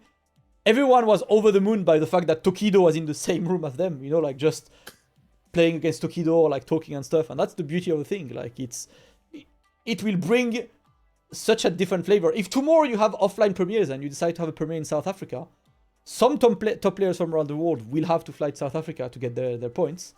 And that blesses South Africa with much more than a local that not many people outside of South African players and people really interested in the region will watch. But you know, if Tokido is going to South Africa, I'm watching the tournament. Oh yeah, 100%. You know, like you bring any of those, even if like for Blink is, I'm gonna watch it no matter what. Yeah. But like then you put the other players that they've invited, Kakeru, Gachikun, and them, and you put them up against the other players. That makes it even more of a spectacle, right? You invite those other players out there. So that's a really good point. Like the more you get those bigger players out there, the better that shows up for the scene. As you point out, like the players are so happy to be able to interact with these top level players, play them, get pointers and tips, and get that experience that they maybe don't have just yet because they haven't traveled as much or aren't able to travel. Because some of these countries, it's hard as hell. I just saw is it Shaka that isn't able to get his visa just yet. That's not fully confirmed to him not being able to go, but like is having issues with that. So like if they're not able to leave, we can send some of the players to them. That's again why we need offline for those moments. So. And that's why, you know what I love? Online can still work. You know what I loved? I loved how Spain did the World Warrior, obviously. UK is doing the same. So World Warrior finals are offline. I know it makes the whole qualifier to something big. And that's actually the thing, right? Like, Sharon was telling me, if you only give a points leaderboard, you can't make a final, which is true, right? What could happen with points is after, like, 3 or 4 events, someone's already qualified, so you don't really have to play the last event. You know, that's the thing. So I don't know, like there are ways to road consistency over this. By the way, guys, there is a break on the Japanese side and there is no timer, so we are just big chilling together. Just big vibing right now. It is kicking back. It kind of been going a little fast because it's first to 2, but also Street Fighter 6 is a very fast game. I don't know if they knew what was going on. Mobich, if you're in here, do you know how long the breaks are for this? I think when I talked to Kiki, she said it was like 15-20 minutes or something like that. Maybe even less than that. Oh, that I could be wrong. That big of a break? I could be wrong. Mobich can. Waiting about it. Waiting about it. Thoughts on Ken's tier placement, or we don't run this again, bro? Oh yeah, let's relax. Oh, it's a technical issue right now. Oh, okay. So it's not a straight up break. It's actually just a technical issue. It's the worst kind of break because it's like, it's unfortunate there is a break and you have to figure out what's happening. You know, let's see. You know, let them. So far, you know, tournament has run very smooth as well. They're just trying to make it efficient. It's been really fun. Obviously, you know, we all would like to have first 3s, but they opted for first to 2 because wait. So there was the qualifier behind. How long was that stream? Let's take a look. That stream was crazy long. 8 hours. Yeah. 8.5 hours streaming the LCQ thing. You know. Into the next stream that's gonna be probably about a good 4 hours. That's why they didn't go for first to 3. Oh, there we go. We got timing. We're timing.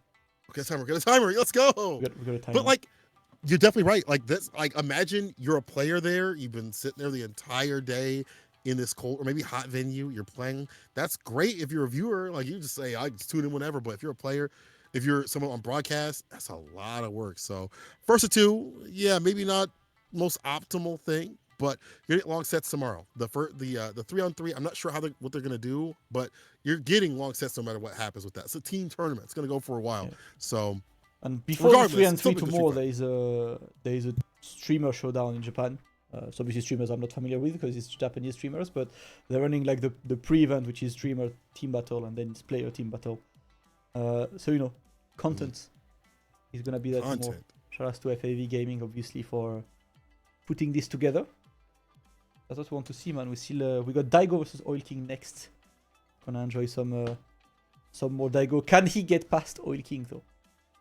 It's a big question. Like the way Oil King's playing, the way that my man runs up those ODDPs. I like how he uses OD reversals against Drive Rush continuously. Like that forward momentum makes it kind of hard to like break yourself and, you know, stop and halt yourself before you get hit with the OD mixer. Moke says that the streamer battle is going to be great, mostly master rank players and some very famous ones, and they're very good. That's a big thing that's been happening for Street Fighter that I love. Them getting in line with the VTubers, the big streamers and stuff, getting them involved, and how the streamers are still playing the game no matter what. Like they might have their event, like KZN Cup or whatever. Yeah, CR Cup. Yeah, they'll have that, and they'll be like, you know what? I still like this game. I saw Shuto still playing with the VTuber. I forgot what her real name is, but they call her Country Meat Girl or Meat Girl or Country Girl. I forgot which one it is. Chat, you can correct me on that. That's the thing in Japan, right? Like the reason why this worked so much, because I've been studying that a lot, is that Japan has a strength that no one else has, which is the big streamers in Japan. They all like Street Fighter in some shape or form. You know, no matter the level of stuff, they actually enjoy Street Fighter. So making a tournament with these guys is always going to be a success because they like Street Fighter. They're going to continue playing Street Fighter. So they might get people into Street Fighter in this tournament, but then the people who follow them, they've been exposed, you know, to Street Fighter. I've been trying to run something like this in Europe, but when you ask the big streamers in Europe to play Street Fighter, like, no, I don't play Street Fighter, man. Like, you don't have guns, and I don't click and shoot people, so... I don't have guns. You know? Shout out to, that was the AT&T Cup. That's really good. Like, couple of... I know a couple of the guys, like, really end up playing Street for a while, but I'm always a bit sad, like, that when I see this, is like, it's people who will play Street Fighter for the event, but then never play it again. And that's why Japan works so much, because the game is huge in Japan. Because, you know, because everyone plays Street Fighter on a daily basis and not just for the events. But big shout out in America. Shout out to S-Fan, man. I met S-Fan recently. He was at EVO. Big streamer. I didn't know the streamer before, but he entered the AT&T Cup, you know, like was learning the game. Ended up really liking Street Fighter and events, so he's actually attending FGC events and live streaming from them. It was really cool, you know, to just see how it goes, to just see someone who can actually bring eyes to what fighting games are. Yeah, because we can't do that by ourselves. It's just we're kind of streaming sometimes to the same people, the same crusty old people. It's good to get new people into this, and having bigger reach than what we usually could have. Also, Moke says there's a big GTA server event, and the after party event was a Street Fighter 6 tournament. So they used that Street Fighter 6 tournament as the after party. Nice. Shuto had tiny and bigger streamers in Japan playing together.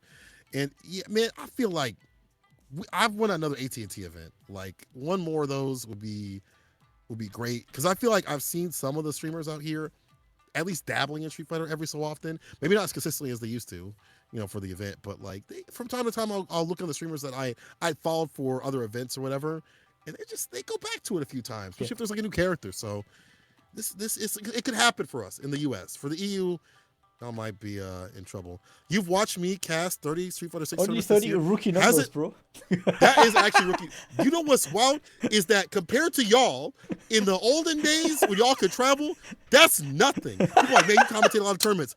That is nothing. This is the grind, I was tired flying out all the time, and I was like about to complain on Twitter, and I remembered that y'all flew out every single damn week. Bro, we need warriors like you. That's it. Like we need like warriors that would carry this, man. You out there.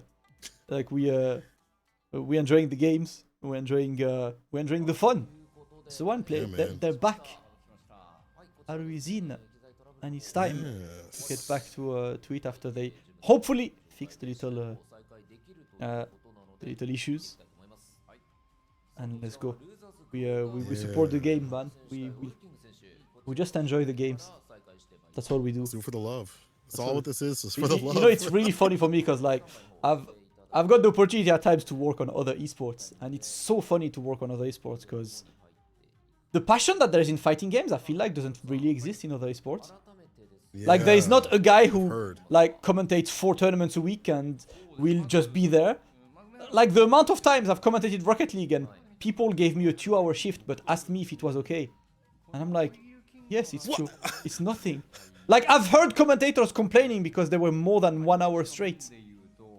And I'm like, you guys need to come to my worlds, where I would fly to Madrid on my own money to commentate Sonic Boom that starts at 10 AM and finishes at midnight, and there's only me on stream.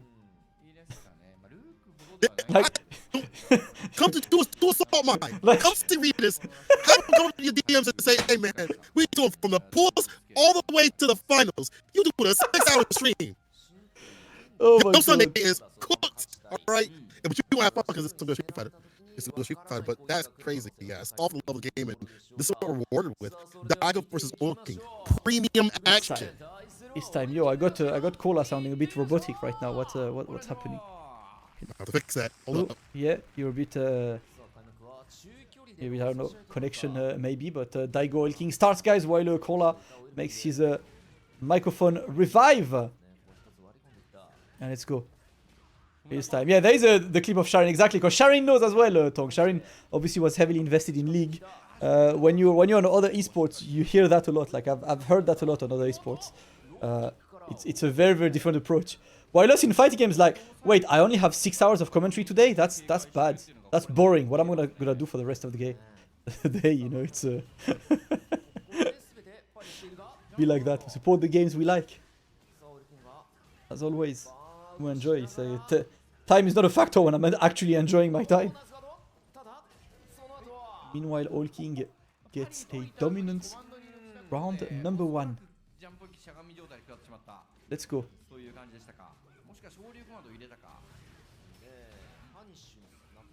Yeah, Daigo doesn't want to get pressured at all. And we're King just walking back. Big chilling. He just wanted to drive. Oh, you back? Are you back? Yeah. Okay. I'm back. Okay, let's go. Okay. He's all right. Let's go. I'm alive. So it's Oil King right now. Up a game. That's crazy. Back throw here from Daigo. The defense holds the parry. Oil King not advancing because he's in burnout. Makes sense. All right. Yeah, double Jinrai. Double Dragon Lash. Sorry. This is one of the scary moments when you know the Ken doesn't care. There we go. XDP got to watch out because Daigo is 1 round down. Does he want to use the level 3? Oil King about to get another bar. We get another level 2. He finds a whip punish. He might be able to go into Rashid kick. Actually, he goes for the setup for the level 2. Bro, you better kill Daigo, bro. You better end this man's career. The perfect parry. The DP. He's still alive. He's still alive. He blocks out the TK. Oh, the low wasn't enough to get the kill. But the jab will. How can he slap? Oh my god. That was such a solid sequence from Daigo. The perfect parry. I know he did perfect parry into light DP to make sure that the DP was quick enough to get a hit, get Rashid out of your face, but not get hit by the tornado as well. Daigo's awareness is absolutely out there. It's Mixer, drive reversal to back him up, though. Daigo's defense has been pretty immaculate right now, but his offense got to clear it up a little bit. Coming in. Oh, yeah, bad range, but the crouch like he can't do much with Rashid there. Punish counter throw, Oil King skipping, and Daigo is happy to burn himself out, but not be in a minus situation. Let's see if he doesn't regret this one. Oil King answers like, yes, let's fight like real men. No drive gauge. Footsies only. Real Street Fighter. Yes. Wake up Super. This is real Street Fighter, Cola. Real Street Fighter is Wake Up Super. Use your bars like a man. Yeah. Spin those suckers. We don't hold on to that cash. We spin immediately. Oh my god. Oil King on set point against Daigo, though. It's kind of wild. Oh, no bad DP. And Oil King will take advantage of that. Gotta imagine that was a close range fireball. Got caught. Side switch with the grip, the throw.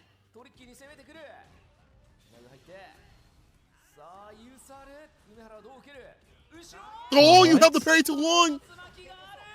Daigo. He actually walked forward. This is Daigo moment. This is a Daigo moment. Stand on has. Alright, Daigo. You got a lot. You got a lot to do right now. Gets away. No overheads. Daigo trying to fight for his life.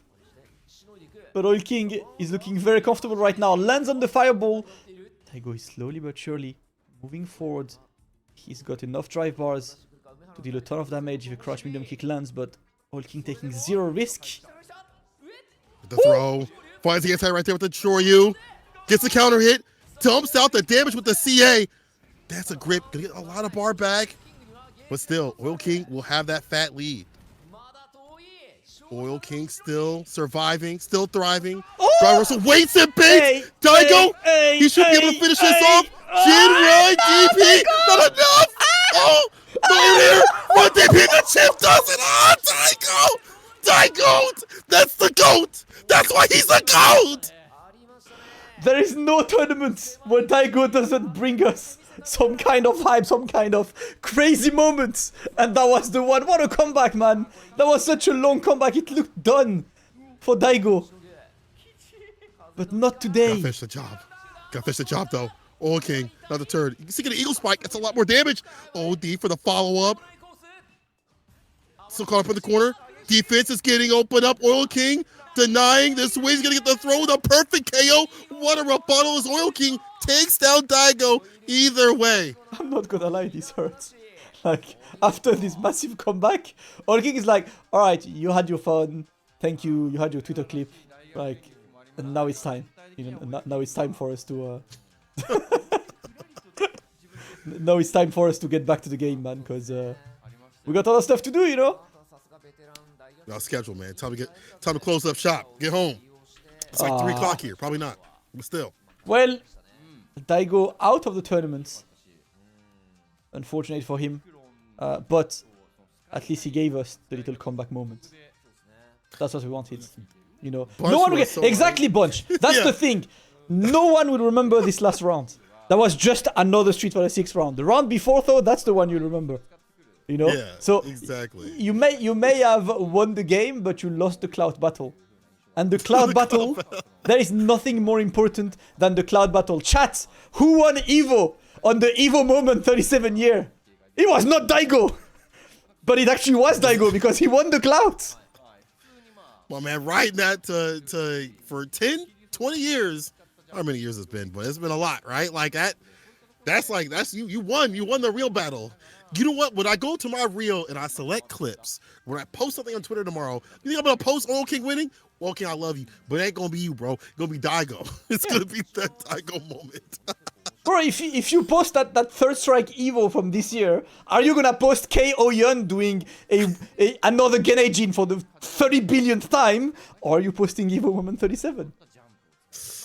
Be real, bro. That's real, it. Bro. It's like clout is important. Clout is real. You know, like the jobs and the sponsors and what makes history. You know, that's what it is, man. Like you need to use your clout wisely. Yes. That's it. Daigo won a community. Exactly. Daigo won a community. Daigo won an image out of this clip. What's KO doing today? Bro, I don't know what KO's doing at all. No offense to KO. No, I hope you're doing well, when I brother. first saw that clip, I didn't care. Oh, bro, cool, you won the tournament, but this dude did something way simple, so I'm just gonna not. You tell people the story, you don't say yeah, but KO also won at the end. You leave that out. You don't even care about it. You don't need to. Yeah, I love it. You are made to care about Evo Moment 37, which is extra funny because the Evo Moment 37 itself is a thing that would happen in Japanese arcades on a regular, but that's back in the days where you didn't have Twitch to watch Japanese arcades, you know. So right. So even from KO's perspective, must have been like, bro, I've seen that in my arcade a million times. So why is he getting clout? What have I missed? Bro, I've seen this, but I do it against somebody with one hand and a cigarette in the other one. Oh boy. First of two, yes, people. Maybe it's not the most optimal, but I'll tell you one thing. These are pro players. They're prepared to fight in any sort of environment, whether it's optimal or not. You know, at the end of the day, it is what it is. When you come through for a tournament, You know what you signed up for. And again, first of 3 maybe would have been better, but they've been here for hours on hours. We'll probably be reaching the 12-hour mark at the very end of this. The players have been here too as well. That crowd, I bet you, has been there for the entire goddamn time, because you have to buy a ticket to get in to view everything after you play. So you play and you leave unless you buy a ticket. So they're sitting there, they are using their money's worth. So they definitely have been there for a long time. So yeah, first 3 might have been better, but hey, you'll still get some good Street Fighter action tomorrow. As again, the team-based battle will be happening then, and we're supposed to have offline. Just be happy we have offline, chat. This could have been online. This could have been the same regional players. It could have been yada yada, the same people we see continuously. But we're seeing a switch up right here, right now, and I think honestly a little push in the meta with people killing the drive gauge a little bit more often than not. I feel like a little bit more on that area of how do I kill your drive gauge even more effectively, and making these decisions like that. So speaking of that, Nuckledu's coming up. He's really good about that. Yep, he's running through the Chun-Li gauntlet, right? He beat Sako earlier, and now he's about to play against Moke, who won the LCQ. Pretty dominant performance, but can he run through Nuckledu this time? Way different Chun-Li too as well. Again, one that has points in every part of their skill set. It's just they have to be careful with that burnout. Big jump in here from Nuckledu to start off the party. It's the fireballs, bad fireballs will get you killed as Chun-Li.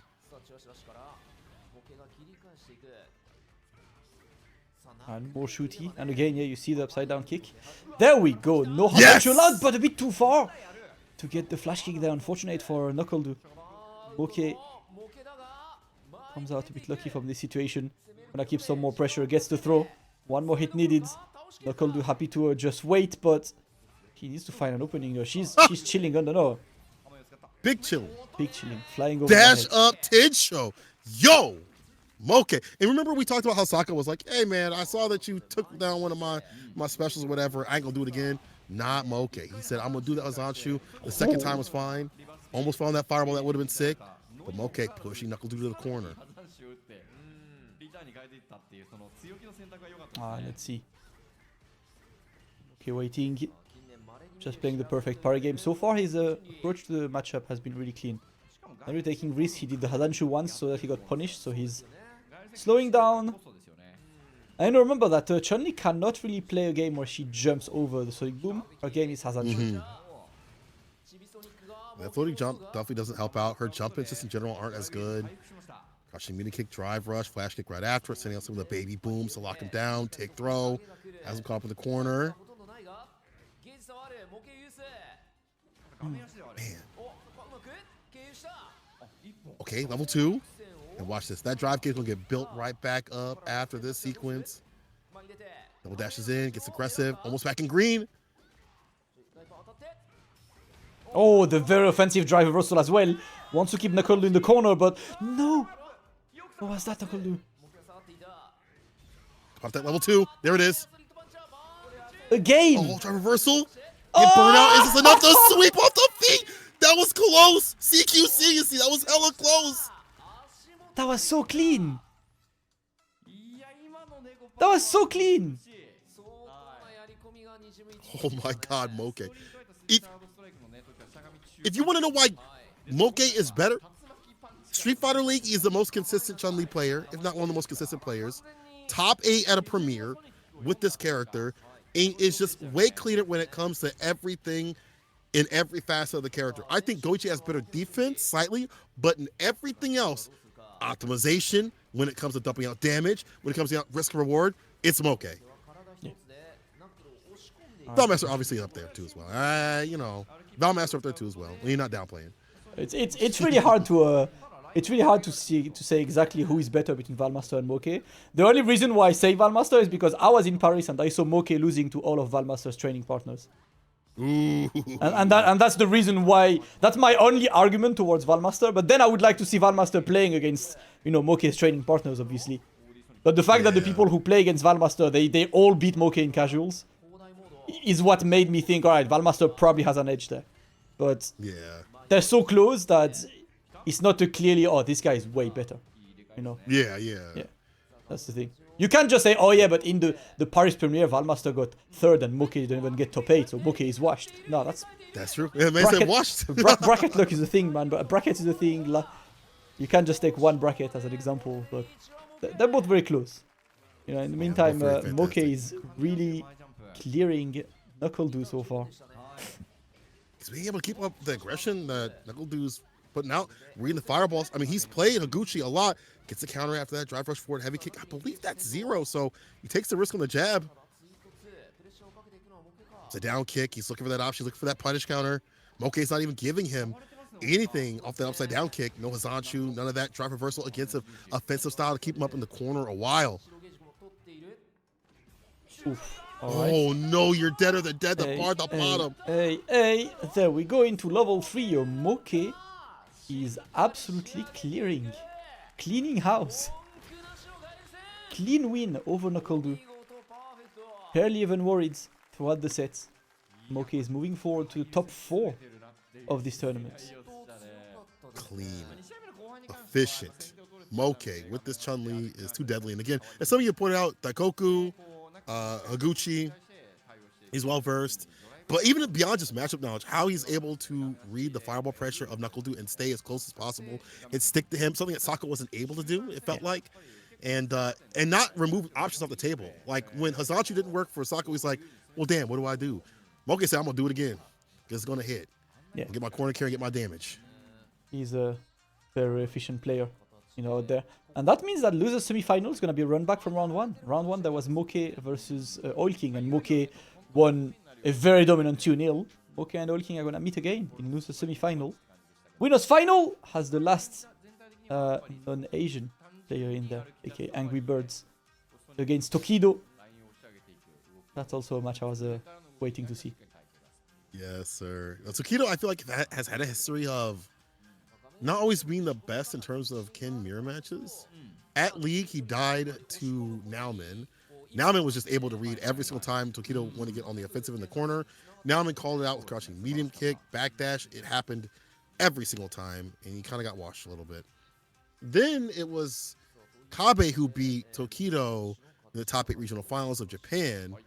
It was like a 3-1 by Kabe beating him. So Tokido kind of has this, I would say, a problem against mirror matches like currently right now, the past couple of months. I know it's a problem that he's probably worked on and tried to better, but then you're not fighting just any Ken player. You're not fighting, you know, just like a simple good Ken player. You're fighting an Evo champion that's Angry Bird, who stays as optimal as possible, who's grinding it out all the time, and has the Chun-Li, the Kami if need be. So he has another character in his toolkit if he wants to go for it, but I think it's going to be the Ken mirror match. I think so. I mean, played the Ken mirror match on Angry Bird Daigo earlier. No reason for Angry Bird to go for anything else, unless Ken's really not working. And honestly, I think, like, as much as I generally dislike mirror matches, I think Ken mirror is actually like fun to watch because both characters are all over each other. It's like we just fight, man. Like, we just square off. Yeah, Waffle House parking lot style. This is one of the mirror match I definitely agree with in terms of I like to see. I actually kind of like mirror matches. They're not that bad because they both explode. You know, one of them is gonna die off of like any hit. They're like, damn, this character's cheap. Like I like mirror matches when both characters are moving forward. I don't like mirror matches when both characters' game plan is don't come close to me. You know. I hate some mirror matches. Those are really nasty. They're really just not fun to watch personally. But this was gonna be fun. Yes. Yes. Tokido, Angry Bird, Oil King, Moke on the loser side. Remember, guys, that today is the singles. Tomorrow is gonna be the 3v3. Big events. You know, there is a Team Europe and Middle East with Big Bird, Angry Bird, and Phenom. Team NA with MenaRD, Kaba, and Nuckledu. Plenty of teams from Japan. All 3v3. All really fun. Today is just the 1v1. Today is the prologue. It's the preview for tomorrow. Yeah, a little taste test. You know what I'm saying? But again, this is one of the big advertisers that you get from like Applebee's, like where they just stack on the food. You know, you order the wings, you get like 20 of them or something, like the apple blossom or the onion blossom. I'm hungry. All right, relax, chat. Anyway, you're getting me hungry. It's 12:40 out there, bro. Chill. 12:40. It's 5:40 right now, and right now my neighbors are like, he doing this again? He's waking up early in the morning to scream. Too bad. Hold that. Oh my god. It'd be like that. He'd do, you know, as a wise man once said. It'd be like that sometimes. Hold that noise complaint. Yeah. Because I have that thing like where especially in summer here, I would, if I'm on commentary, I would just close my windows. So I'm a bit hotter, but at least, you know, I don't annoy my neighbor super late. Oh, like the noise on escape. You know, actually, to be fair, I actually met one of my neighbors a couple months ago, and he like left his house and he was like, "Hey, can I ask you a question?" I'm like, "Yeah, what's up?" He's like, "Do you hear me? I'm on my bike, doing like this gym exercise, and the bike is super loud. It makes like squeaky noises." And I'm like, "Man, I don't hear that at all. Do you hear me commentating at like 3 in the morning?" He's like, "No, I don't hear you." I'm like, W. "Word? Yeah. Bet. Let's go, baby. Let's get loud." Simple and efficient. Sometimes, you know, all you need is one W. That's all. That's all I need. That's why I can't move. This is the reason why I can't move, because then I wouldn't be able to do this in the morning and stuff like that.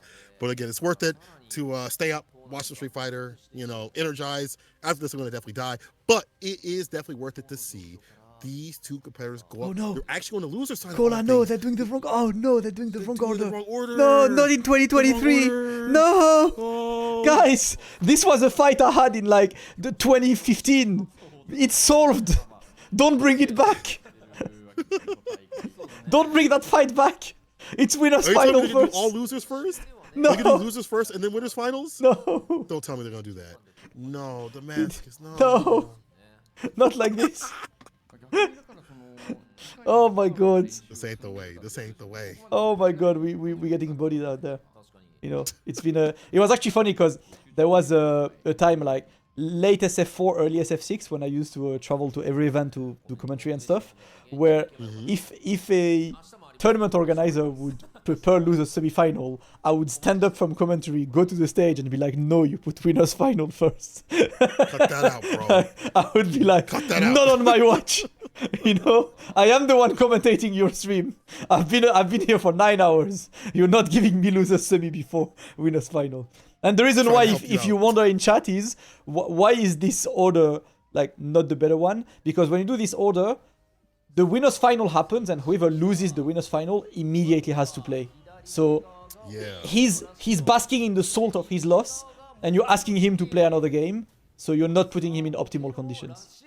You know, that's the reason why we tend to try and avoid this. But you know, salt will be a thing, because right now it's Oil King versus Moke. The bet is up. And Moke looking to take another potential 2-0 over Oil King. He won 2-0 earlier today. My man loves for the heavy kick. Hey, yo, are you good, Moke? Maybe looking for like a throw, but I don't know. Oil King gets in again with the crouching medium kick drive rush, which is such a good starter for this character. For the drive rushing, like that's something I gotta do when I play Rashid, is more that crouching light kick more than anything, as it's such a good lead up to more. Overhead, blessing the dome. Yeah, corner carry. Oh, yeah, tries to perfect parry. Doesn't get anything just yet. And here's the fun fact of the day. Moke has not lost a game to Rashid, I believe. Because he won against Gachikun 2-0 and 2-0 earlier. He won against Oil King 2-0. I don't know if he played another Rashid in bracket, but from what I could gather, he won against every Rashid 2-0. I think it might have been that preparation to get ready for John Takeuchi and Street Fighter League, so maybe that could have been it, but still. Hard to throw out fireballs in this match. The jump in lands of all things at that distance. Moke at the tip of the toes. Yeah, that's kind of the annoying distance as well for Rashid, because if you do EX Mixer, you need to do it a bit earlier than normal. So, wasn't ready to commit for this. Let's go. Safe jump. This is the biggest strength. Every time we talk about Chun-Li in tiers, I'm like, you know, every time she hits you, she gets a safe jump after, so there is no parry game against her. Yeah, it really sucks not having that reversal. Yeah. The low. One more hit into that level 3. Oh yeah, time to sit him down with that Soten. The pick up, jump fierce, level 3, sit him down with that Soten. This is the end. And again, he is so prepared for this matchup. You can tell where he's standing, where these jumpers are landing, how he's even threatening to, like, I can run the Hazanchu if I need to. Like, if I need to, I'll throw the Hazanchu. It's a fireball. Fireball has a lot of recovery. Have to be careful about that. And now Moke sitting, looking to kill another Rashid in this run back. Yep. He's been ruthless against the Rashids. And he's gonna keep going. And Moke is still trying to keep the pressure. Nice. Gets a conversion on the crouch fierce. And it's hulking in the corner now. He's got enough drive bar to potentially go for 1EX mixer, but Moke is happy to wait. Alright, we escape. Okay, chilling though. OD lets it loose with a Tensho. Blocks it out. Not a lot of parry game here for Moke. So he's in a burnout, which I'm surprised. We haven't really seen him go for these parries even preemptively to keep that gauge healthy. All right. The super. Yeah. A little bit of a gap. When even the callouts are right, you know it's long. you know it's difficult. Yeah. You're like, man, why is he right all the time? Can he miss once? Look at this! Dang! Look at this! In the heat of battle, he don't miss. Under pressure, he don't miss. I beg you, Moke. miss once, Moke. Please. Please. Alright, knockdown. Party time. Totally picked the fireball, but light mixer still comes through. It's still out and about. That's the problem, man. What? Damascus. They said this character ain't got no damage, bro. I don't know, man. I'm a Kimberly player. If I use all my drive and CA, I don't do as much. So, like, what do you want me to say? Y'all actually do have a problem with damage. I watch, like, you know that SpongeBob meme of Squidward watching from his window, like the kids playing outside. That's me. Must be nice, guys. Must be nice. Must be nice. Let me open you up 75 times in the meantime. Right. Hope that you die. Don't get with drive impact. Rashid out here gaming though. Raven Cyclone, jab, counter hit, combo. Raven Cyclone again. It's gonna get the pickup. All right, we're gonna get Rashid rounds. Oh my God, the low. Woof, woof. Can he build the third bar with a combo? No. Guess the throw. One more. No shot. Oh! But you know what? This cannot happen. This can't. This cannot be. This cannot be. No. That was smart because he attacks the drive gauge with that super. He's got a lot No! of drive gauge to utilize. No! He finds the overhead in Moke. No! He kills him. Oil King is dead. I cannot believe that. Once again, another wake up super saves the day. He kept himself healthy. He'll keep that drive gauge. Continue that pressure. What a bet. What a rebuttal. Moke. Murder. Absolute murder. He remembered. He was like, hold up. I don't lose to Rashid. Yeah, wait a minute. I don't miss. I don't miss. Like, I forgot that I never miss. Let me not miss for a second. Brother. Oh my God. This is the meta. If y'all don't know, it's wake up super to keep your drive gauge. Yeah, you lose only with a pip on like an OD wake up or whatever. But if you're gonna bet, you bet big. You get to kill their drive gauge, and then you get to continue your pressure with even more drive gauge on your side after building up after that super. And you just keep on keeping on. Moke, real smart. Brother, my God. Got me messed up. Yeah. Yeah. I can't. He literally woke up like, hold up. Yeah, let me not lose. Yeah. Losing is cringe. I don't want to do that. Losing is cringe. Losing is cringe, bro. Like, Hey, you know, man, when your dad comes in cringe. the house, it's like, are you winning, son? You must be proudly say yes. Yes. I am. You heard the voice that he's like, Dad. Nothing I but am W's. super. Are you winning, son? Hold up. Wake up level 3. Yes. I am now. That was it. Bro, Moke is so clean, bro. That super and then the sequence right after with the overhead. He's so good, man. He's so freaking good. Chun-Li's so dang good too as well.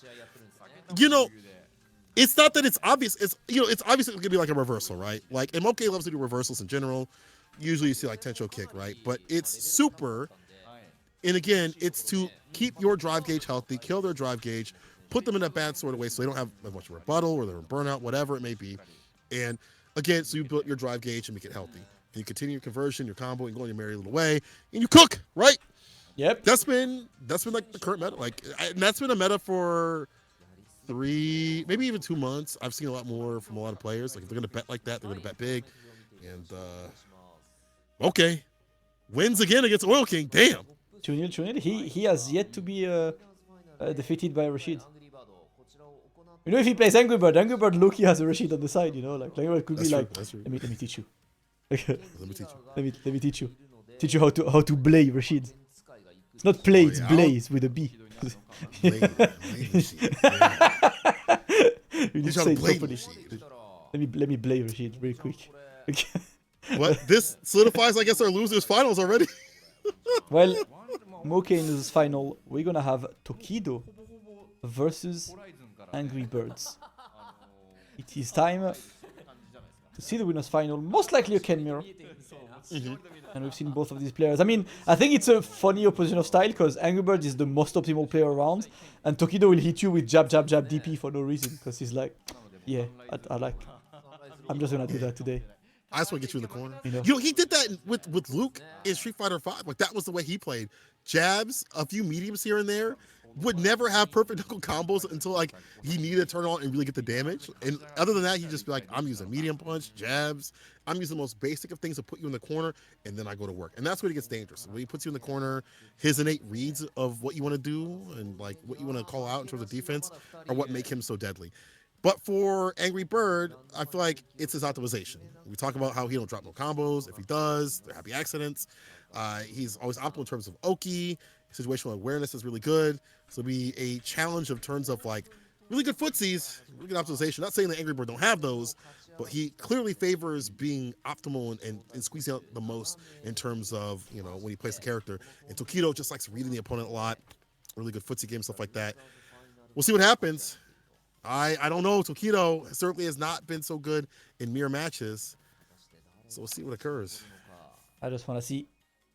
Because, yeah, Angry Bird has definitely... I mean, he's been perceived as kind of the Ken sensei around, right? Like, if you want to learn Angry Bird, Ken, you go and watch Angry Bird and you listen to Angry Bird. That's what Angry Birds is. He sent Daigo into losers earlier in the Ken mirror. And he's looking to do the same. You know, and Tokido rocking the extra medium. While Angry Birds doesn't need extra medium, bro. Like, that wouldn't work for him. Whatever shirt he wears is going to be extra medium. He got a large, he got an extra large. That sucker extra medium for him no matter what. Just buff. Every time every time we see him, he just gets even more ridiculous. He's just like do you know why these shoulders are so wide? Why is that? Because he's carrying the hopes of all us stick players around. Oh yeah, you're right. He isn't a hitbox player. He is still an antiquated stick player. Plays with a lever, like a true boomer. You know, he still lives in the past, but he carries our hopes and dreams. Whenever I lose, I think, but Angry Bird, if he can do it, so can I. I was like trying to get my hitbox. I don't have it by me, bro. But, yeah, we don't do that here. We only lever. Look, like listen this ASMR. Yeah. See these guys. This.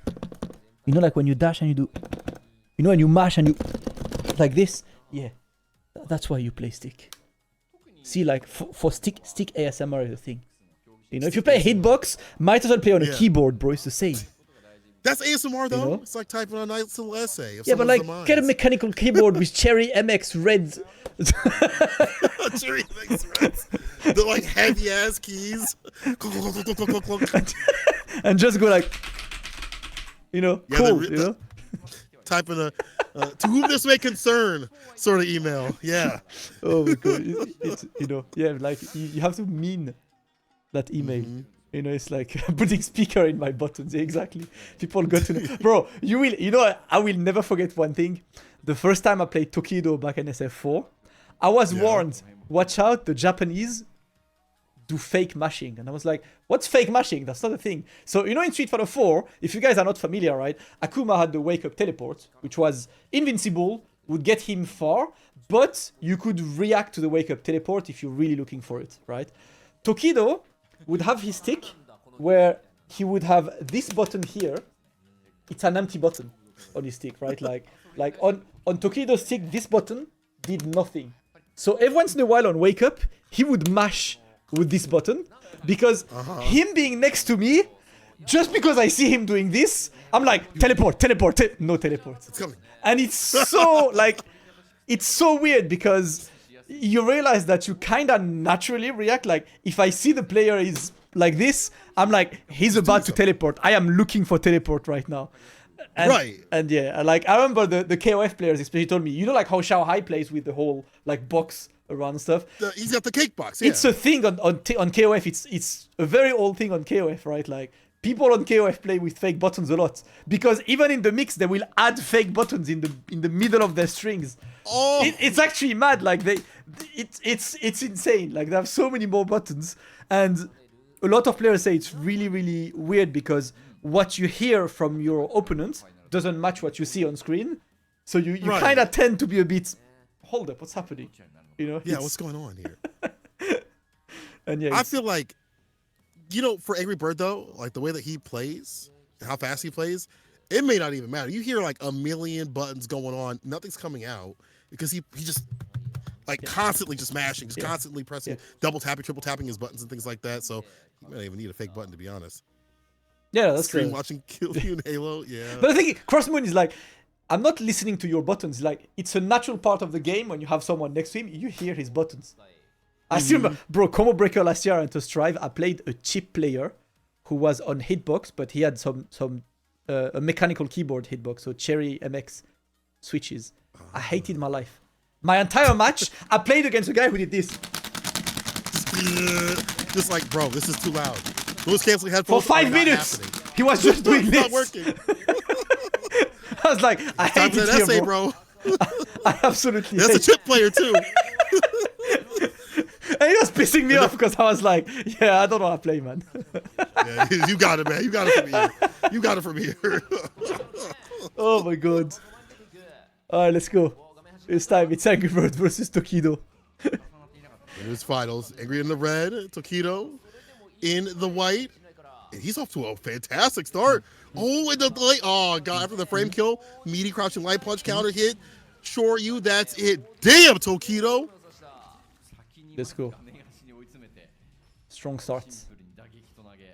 By the man himself. Angry Bird now. Gets one throw, gets two throws. Oh, no conversion on that crouch medium kick. Yeah, no commitment to the drive rush. No. I thought he was going to whiff and get hit. Drive rush in with the crouching medium kick again. No opening here. Tokido's defense has been fantastic. We haven't seen him get open up low. Eats a fireball, but this is okay. Still, Angry Bird has a lead.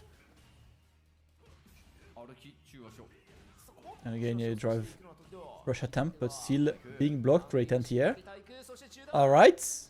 Reset this. What do we go for? That could have been whiff punish, but I don't think he expected this to happen at all. No whiff punish either. And there we go. Angry Birds. Clinical gameplay as always. Sometimes it feels like it takes him a little bit to assess what's going on against like the player. We saw previously he'd lose the first round and cook from there. This will be the same way. Run, DP, immediate level 3, build that bar back in the green. Kill some of their gauge, kill some of that character too as well with the health. But look at the bottom of the screen here for Tokido. He's got bar for level 3. Oh, the drive impact! Yes. Tokido not reacted? Yes, guys. Even yo, in one day you saw Tokido and Daigo getting hit by drive impact in the corner. you don't need any more arguments, guys. Let's go. Angry Bird will lock into that, right? Like, okay, you ain't gonna react. Right. I'm gonna clap back. Yeah. Yeah, I got you. All this talk about having a drive impact button and everything. You're still not answering, bro. It's still not happening. Still not happening. You might need the next level play. You know, the drive impact on the pedal, on your left foot. Yeah. You're like. I'd be kicking the ground right now. Overhead. Alright, and the drive impact of his own. Watch out, you're getting close to the corner. Watch out, watch out. Good take. In a day, you saw Angry Birds, Daigo, and Tokido getting hit! Tokido! No! Tokido! Finish your goddamn combos, my friends! That could have been it. The OD fireball, not enough. Not enough, he's back with bar. OD fireball, run! He jumps in! And he gets this win. What did I don't he know if do? that was Dragon Lash. Or was that wasn't DP. That had to be Dragon Lash. That was weird. I thought he actually did drive rush DP. Like, I'm not sure what came after the drive rush. I saw the flame come up, and I thought it looked like it was Dragon Lash. Yeah. Well, Tokido clutches regardless. And once again, guys, Tokido wins against the best in the world with the most whack-ass combos of all time. It's just, you're right, Sweet. It's a funny round. Beautiful anti right there. Angry Bird has him caught up in the corner. Meaty stand fierce. Finds his follow-ups. The backdash. Yo, Tokido's clutch. Get that side switch. He's close enough for it. Alright, taked. Angry Bird staying in the corner now. Just trying to press the right button and not whiff. Good Dragon Lash there, but still a challenge. Ouch. Ouch. Jab's working out here for Tokido. The throws, another throw. One more hit will seal it. Another throw. Will it be the jab to seal the deal this time? Tokido on set point. Set point Tokido. No way, no way, no way. Angry Bird's he's the sensei. He's the top dog. Oof. Oof. Oof. Alright, never rule Angry Bird out though. Oh yep. You want me to press a button? Not happening, bro. Hit that super for that side switch. My brother, my eyes are moisturized. I'm seeing these. Let's go. Tokido getting the Angry Bird with a jump fierce. There we go. Shippu Jinrai. This is enough. Tokido gets the kill. 2-0 over the best kin player in the business, Angry Bird. Tokido defeats his demons in terms of fighting the mirror matches, defeats Angry Bird, and moves on winner's side grand finals of this stacked ass tournament. Brother, Tokido. I am not gonna lie, I'm just like, how does he do it? Combos are cringe, guys. Labbing combos is cringe. Like that's about it. He just knows how to play against the players so well, and he knows that his game plan is if I put you in the corner, time to call corner. It's over. But it's like he does it without being as optimal as Angry Bird or some of the other players. But it works. And it just, you know what, honestly, chat, even if it was first to three, I think a lot of these would be the same. I'm not going front. Yes, there'd be more time to understand the game plans, but all these players that enter in with the knowledge that it's going to be first to two, they all have game plans for first to two. They all understand this. And these aren't like you're fighting random competitors that you've never known. You can see these players on CFN. You could study them. You know, it might just be the same. I ain't going to lie. Maybe there'll be a few change-ups here and there. But anyway, Tokido, man. Why is he so good? I must become as good as Tokido. I'm just inspired, man. I'm like, bro. And I'm all here like labbing like, what's the max damage I can get from this situation? Yeah, that's the one. Tokido is like light punch into nothing, and I still win. It's fine. That's all you need. Just play a lot. Just play the game. You know what's actually a thing that I sometimes struggle with. I'm like, dang, I need to have all those auto conversions combos. I got to document with all these, like, okay, this combo's the best one, and then I got to lab this one. Tokido's just doing like the basic stuff he found on day one, and it's working. Maybe the answer is to play more. Yeah. You know. Well, you know, it's not just play. It's like it's play in a smart way. Like you can't spend your entire life doing combos in training modes. You're not gonna land them in match. You need to play with a specific mindset. You need to like improve certain areas of your game, and that's how you get better. Tokido right now sitting in grand finals winner side.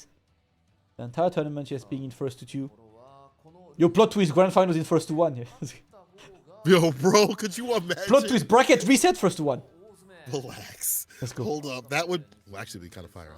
Anyway, maybe not. Maybe it wouldn't be. It would be like you would see them scramble for their damn life. Yeah. But I want to see more Street Fighters. Hopefully it doesn't happen like that. What's going to happen right now is Angry Bird trying to get that revenge. Has to fight against Moke, who has been on an absolute tear from the LCQ with all those ridiculous cats. Now has to fight off against Angry Bird. Another kin. Let's get it. All right. Let's see what Angry Bird has to say. He does play Valmaster on regular, I believe. You know, it's not that much lately, but there was a little arc where these two would play each other pretty much every day. Alright, see. Angry Bird sending Moke into the corner. And see, like, starting, that's something you see a lot, you know, when there's unfamiliarity. The first Oki is a bait. Yeah. The first Oki is, let me just see what you do on Oki to then figure out what my approach is. Meaty crouch fierce. Got that stomp follow-up. Jump fierce as well. Stomps. Hazanchu. Caught him tech it. We've seen everywhere tech quite a bit up in the corner. But she's low on life. Trying to route things back, but Moke calls it out just like that. Gets the super to seal it. Damn. FT1 blind pick extreme battle. Random select. Then we'll truly know. We'll truly know who is the GOAT. Exactly. You know the extreme battle mode that has random buffs and nerfs for everyone? Like, oh, you can't jump, but you do double damage. Like, yeah, that's what we played, bro. That's the one. That's the one. Alright, Angry Bird staying at a very close range this time. Getting conversion, and he's going to go for level 3. And that's one of the things, you know, I feel like he's setting Angry Bird aside from others. A lot of people would try to save the bars for the next round. Angry Bird is notorious for saying, you know, if you have bars, spend them. Like, you know, use them. Get the damage utility. you can. You'll build them back later anyway. It's 6, you know, you build a lot of bars. Can't use the bars when you're dead either. It's Angry Bird lands that victory. And you know, check out his bar at the bottom right now. Almost built up for level 1. Could use that as a reversal. No, the perfect parry. Japan is the land of the perfect parry, bro. It's not just Kaku. A lot of these players know what to do. Yeah. OD reversal, though. Get some distance. Alright, fireball to stop the drive rush. Preemptive approaches from Angry Bird so far. There we go. It's gonna be the one to keep the pressure on, but back to full range. Drive rush, get that overhead. Nah, Angry Bird unsaw. Other people get blessed. Said, not me. To the corner we go. Angry Bird's time. 1, 2, no more throw. That's the problem with that quote-unquote throw loop. It's not real, but you're worried about like swift thrust, reaching through. The dash-up throw here from Moke. Oh, no shot! OD fireball from downtown finds him up with that level 2. Deader than dead. Oh my Moke! god! What a goat! You take that M and flip it upside down. He's not Moke, he's woke. This man knows everything. He knows! Brother! Moke is, he is on something different. And he's on game point. They're going to add it soon. There we go. Finally. Alright, Angry Bird on the back foot this time. And Moke, yes, again, we've seen him doing that a lot today. The very offensive drive reversals to keep you in the corner. Would rather keep the momentum and lose some drive than the opposing. Especially knowing that Ken can just send you back to corner with any opening. Oh! Baited out the reactions, finds the overhead, backs with the stand fierce. Can that drive gauge a little bit? He's in against Moke. Impact, damn. And he tried to strike back with that stand fierce. Seen Moke hit by a drive impact, guys. Yeah. Happened to all of us, but Moke. No! Oh, there we go. He don't care about burnout, but has to be worried about those lows, though. Angry Bird still in this, staves off that point. Let's go. Angry Birds. Trying to bring it back. Moke is using the Kikoken to get through, but Angry Bird has been very patient. Perfect parry. Man, that's an Oriole, and it doesn't work out against Moke. Again, ready for these options for Dragon Lash at any point. Takes back the momentum. Again! Misses the DP. Oh, man. That's just not an option. You just have to let him, just let him rip. No! Don't let that rip. Do it again, do it again. So, see, that would have worked, bro. If you turn Moke 2 times, it works the 3rd time. Stand by your pick, brother. Angry Bird brings it back, though. 1-1. Come on, Moke. Gotta stand on business if you really want this. You gotta stand on business. 10 toes. 10 toes. Well, game to game right now. Final game between the two. Will Angry Bird get that run back? Get that revenge, the clap back, the return over seat? Will Moke get to fight another kid? And try to get that win, get that victory after this long LCQ. Yep, he's had a very long day, man. With the 8-hour-long LCQ into the final bracket, but he's out there playing his best SF6 against the Evo champ. Oh, you know what? Yeah, we don't respect anymore. It's time. Stay in your lane, brother. parry. Even like when she doesn't get the most off that, she's still right in front of your face. Yeah. Those jabs right after. That medium, spinning bird kick. What's right after it? Ooh. No, get the stomps. Rare drop here from Moke. That was a punish counter as well. Oh, there we go. There we go. This is the man who was ready to convert to the max. Angry Bird offers himself 2 match points. Looking to get a run back against Tokido. There we go. Yeah, but that's not you. Yeah, unfortunate. Oh, tries to whip punish, but he does run it in. He gets a side switch. Into with the short hue. Boom. This time. It's throw loop time. Burnout time. Drive impact. Yeah, it's a wrap. There we go. Level Run 3. DP. It is time. Angry Bird had a difficult game number 1, but then brought it back. Seemingly with not much effort, he was just simply dominating on this. And Angry Bird gets the win. Goes to Grand Finals. Moke falls at 3rd place, but man, he had an amazing day. Won the entire LCQ. Got all the way to losers final of this tournament. Very strong day for Moke regardless. I wouldn't be surprised to see Moke in the CPT coming up for Japan in top 8 at all. Yeah. Or honestly to win it. Like to be like or top 4 at minimum. He's such a strong player and he's been strong in Street Fighter League, outside, and either other tournaments that he enters. Even watching him on ranking, you can tell like his strength with the character. But just the clutch factor of being able to have optimal combos with Ken. You can see the damage you can dump out with this character when given the chance. Or the fact that you can have these side switches with this character. You get the side switch Dragon Lash, put him in the corner. That's where you want to be. And Moke with some bad bets to not really work out. And Angry Bird understands those tendencies. Now we get to see the run back.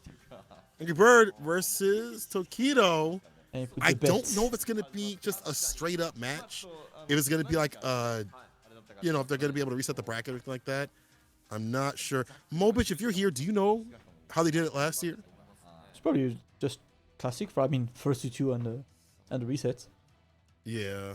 That's about it. Just keep it first to 2 all the way to the end. It's been the trademark of this. Let's see if Angry Bird can bring it back, and I would be interested. I'm interested to see this run back because I feel like Angry Bird has been surprised. I was like, yo, this guy's kind of out there. Yeah. Time to bring it back. But Tokido is on something today. You know, to be honest, I feel like you watch Tokido and you're like, I could beat that. Like if you're like a high level player, like Angry Bird or whatever, you're like, hey man, I could beat this. Is not optimal, or whatever. I could just out footsie him. I'll be more optimal than him. And you play it, it's just different. It's just way different apparently. Because every time I see Tokido play, it's just like it feels like the players cannot get a handle on how to fight him when he's in his bag. But here we go. Oh, we're Grand Finals. Yes. Ken Mir. This time. Player introduction.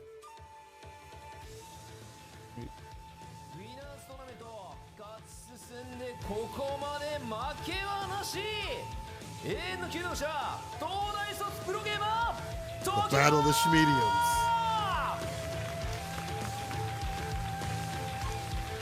I got beat to it.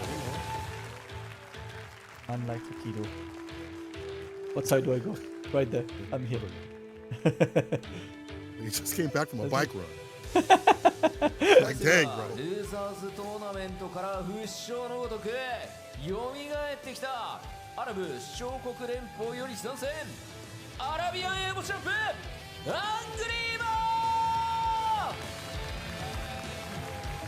Biggest blood in the business right now. Man, like Amjad. Once again, you know, like every time he enters the tournament, he's in Grand Finals. Evo, Grand Finals, Gamers 8, Grand Finals. Right here, Grand Finals. Let's go. What's good, Sengen? In the chat. Yeah. Much love, brother. Good, brother.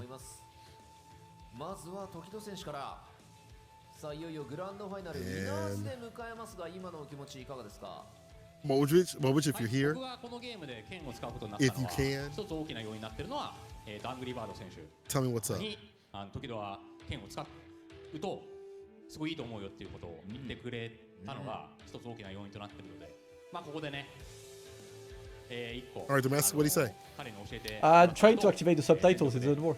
出して。Oh, damn. ありがとうございます。I watch my anime with subtitles, bro. Dang, I'm a dub fan actually. I'm gonna tell you. What is my man saying?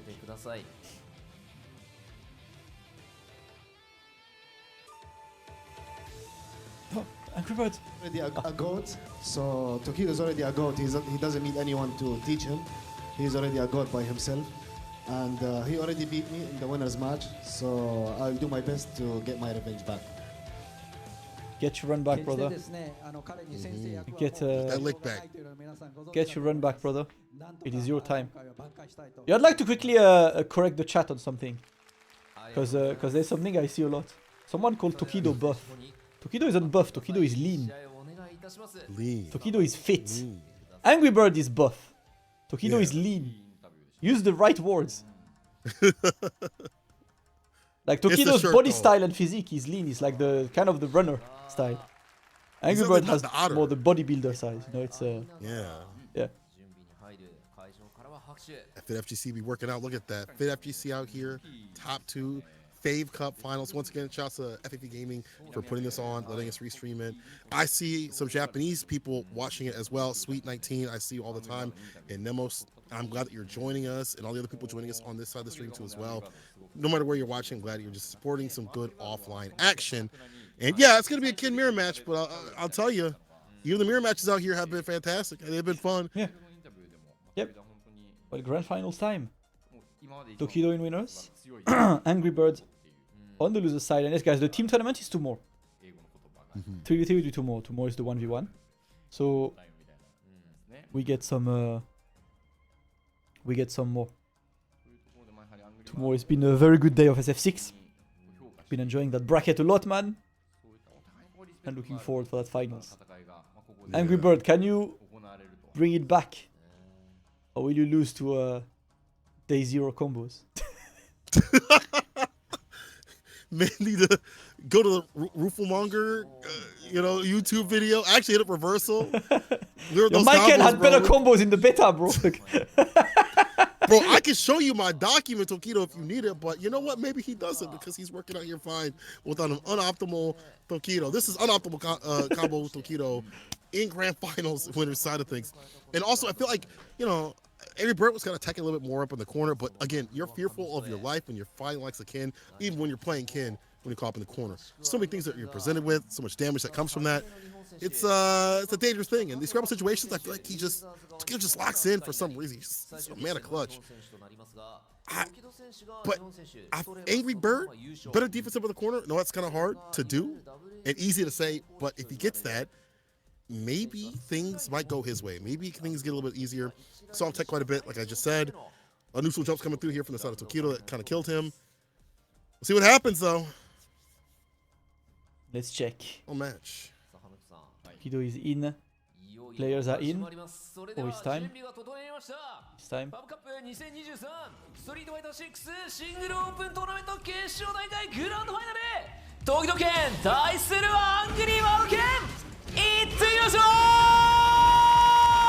Yeah, we have to give respect to the GOAT intro.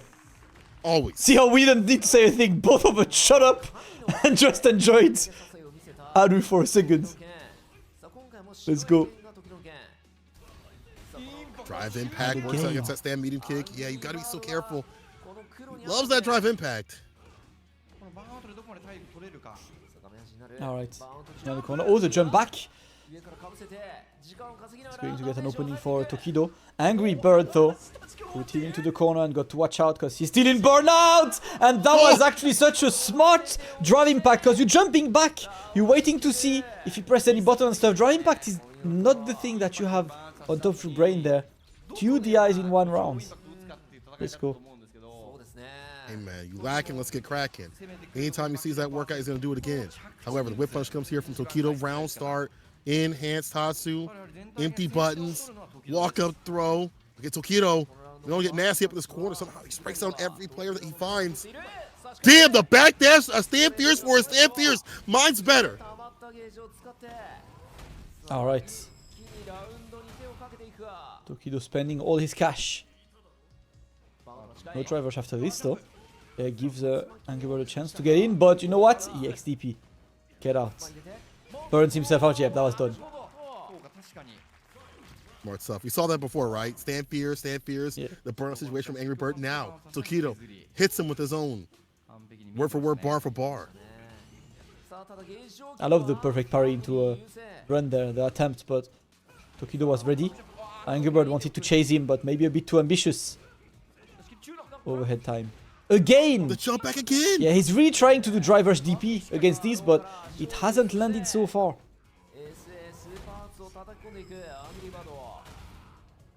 Alright, Angry Bird. Almost there. Now has the lead off that send heavy kick. The Jinrai right after it. The Shoryu. Walking back looking for that reversal. Tokido has shown that hand. Can't kill that drive. Gauge the drive impact. Just lets it loose. No reaction from Tokido. And Angry Bird with another TI. I hate it here. Cola, I hate it here. Get me out. Even the pros, bro. Even the pros get hit with TI, baby. Oh my god. Angry Bird taking game number 1. And you know what? Like, I respect that. The Angry Bird's choice was, let me be disrespectful in this match. Let me do risky stuff and see how Tokido answers the risky play. I think it's cool. Oh, that's bad right there. The Tatsu was. Didn't really work out. Not so genius right now. Angry Bird, and with that DP, meaty stand fierce once again. See him delaying every so often, looking for these buttons or looking for a reversal, and it's working out. Big reads, big reward. Walk up back throw. Attack. Oh. Oh! There we go. The shimmy works, and Angry Bird is right on all his decisions right now. Bird's in his bag. Drive impact definitely helping out. Staggering a little bit more, helping out too as well. Slowing down, not just drive rushing in to his demise with his back jumps. However, crouch fierce as the shimmy. Shippu Jinrai. Attack on drive gauge. Almost dead. Meaty fireball. Yeah, trying to kill that gauge. The jumping is there from Angry Bird. He's in burnout. Yeah, he's forced to block now. He's trying to stay on the offense, because usually, you know, the answer to burnout is this, right? If you're on the offense, you don't really care about blocking. Another drive impact. They're 100% on these guys, and this is grand finals of one of the most stacked tournaments of SF6. Let's go. It's all fine too. No excuses. It's the mental stack, man. There's so much to worry about. Rushing meeting kick. We start off the party with the enhanced Tatsu for the corner carry. Yeah, walking back, even that Oki. I think Tokido to do something. He does not. Oh, drive impact again. Again, Angry Bird, if he sees you lacking, he's going to start cracking, bro. If he sees that you ain't going to react. They're both testing each other like, alright, react to this.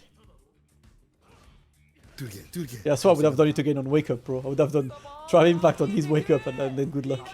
There we go, Angry Birds. With a dominant Unil. Crack the codes. Like, you know what? I need to play less footsies and more crazy. Because I think as well, like, when you play neutral... When you play, like, too much just neutral, you end up giving your opponent an information you're playing neutral. And that's what Tokido excels at. When you add the craziness, you sprinkle that craziness on top of it, that's when it becomes hard. And the ranges where, like, you like to use some of those buttons as Ken, like stand heavy kick, stand medium kick, bam, drive impact. So then that effective range gets nullified, and then now you show them that card, and that's something that they got to look for, and that's more mental stack. You have OD, fireball, drive rush, slight punch, you just kind of overwhelm them, and that's where Angry Bird, who is an aggressive player, one of the most aggressive players, excels at. When he's in his bag, he don't lose. So Tokido has to stop that. It's looking like a wrap. Here's the reset. Angry Bird in the lead. Let's go. Final set of the day. The bet is on. Who do you want to see win this one? Tokido versus Angry Birds. Let's go. Back throw. Yeah, he waits. I like that. Solid stuff. But no follow-up here against Tokido. Impact again on the Jinrai. 100%, guys. Drive impact is guaranteed. What? Interruption. And again, the drops. They all work out, though, from Tokido. It's the way of Tokido, bro. No combos. No combo. Who needs combos? Who needs combos? Alright. Nice. Gets in again. Angry Bird on Hinge right now. He's on the full offensive mode. He's got 2 bars. He's still working on this round. Oh no! Gin dry. Second Gin dry. And only level 1 necessary to get the kill. Angry Birds. Clean. Very clean. And optimal, too. Being able to save that bar as much as possible at the bottom. Use that level 1 for reversal. Level 2 for the damage to dump out. Or level 3 if need be if it gets that point. Tokido starting a little more aggressive with the driver's jab instead of crouching meter kick. But back thrown for his troubles.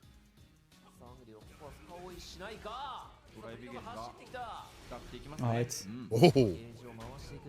Tokido wants the dry cage back and wants the lead as soon as possible.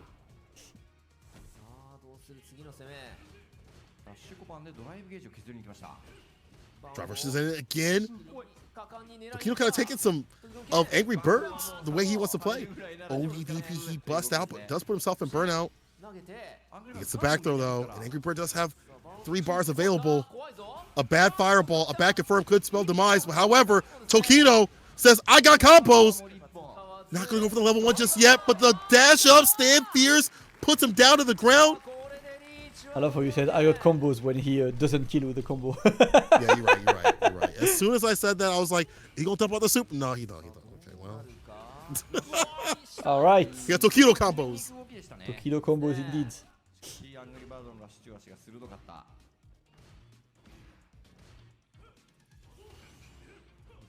Woo!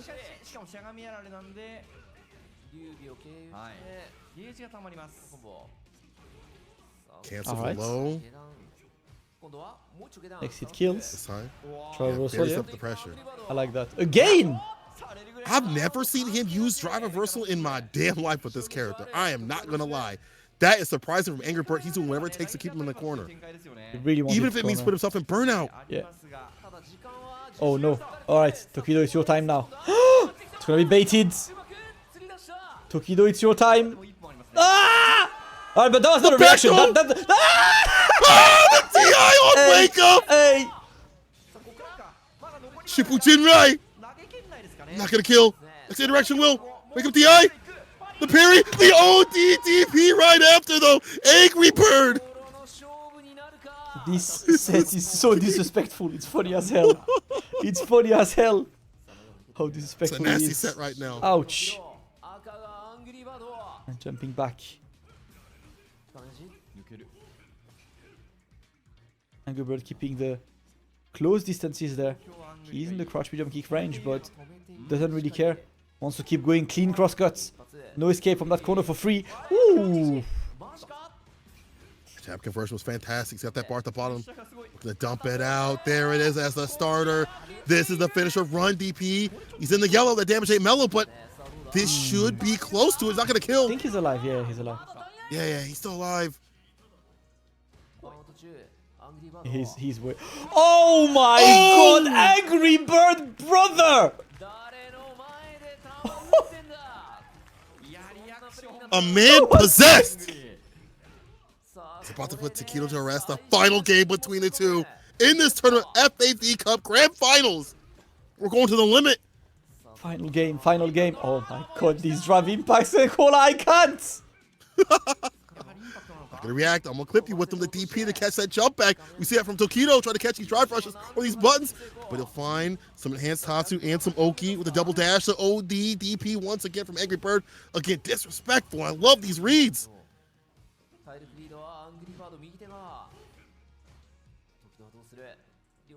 And now we're back to being patient. Doesn't need to overextend. Finally! No more parry. An answer! Oh, didn't find the shimmy. Didn't get the right button out in time. Too long. Oh my Something burned up, god! but the stand fierce. The finesse and bless above the rest. Angry Bird set point. He's making it work! He's making it work. He's very low on drive though. Yo, Tokido decides to go. Trigger breaks up. We fight. We fight. Tokido coming in again. Angry Bird Joe for this entire set has been very happy to burn himself out constantly. Hey. Oh, hold the drop combo. Misses the drive impact. Oh, this is so bad. You're caught up in the corner. It's time to call a corner. Overhead, but no link in the level 3 just yet. Oh, He's back with bar. You win this. Drive impact. No spread. The DP level 3. It's not gonna kill. Not the cutscene. It's not a kill. It's not a kill. Drive You get the impact. jump. There. Oh, that's Only what he beats did. out so super. Angry Bird. Tokido getting cooked. Angry Bird takes the win after an extreme scramble at the end of the set. What a way! What a way to finish this! What an absolute demon. Drive impacts for damn days, but denying certain ranges that Tokido would like to play at. And again, back in his back when he's aggressive, he's so hard to stop. The layers and normals and things like that, he just alternates so hard. It's so difficult to deal with him when he's just being able to play his game. He knows how to play Street Fighter 6 so effectively.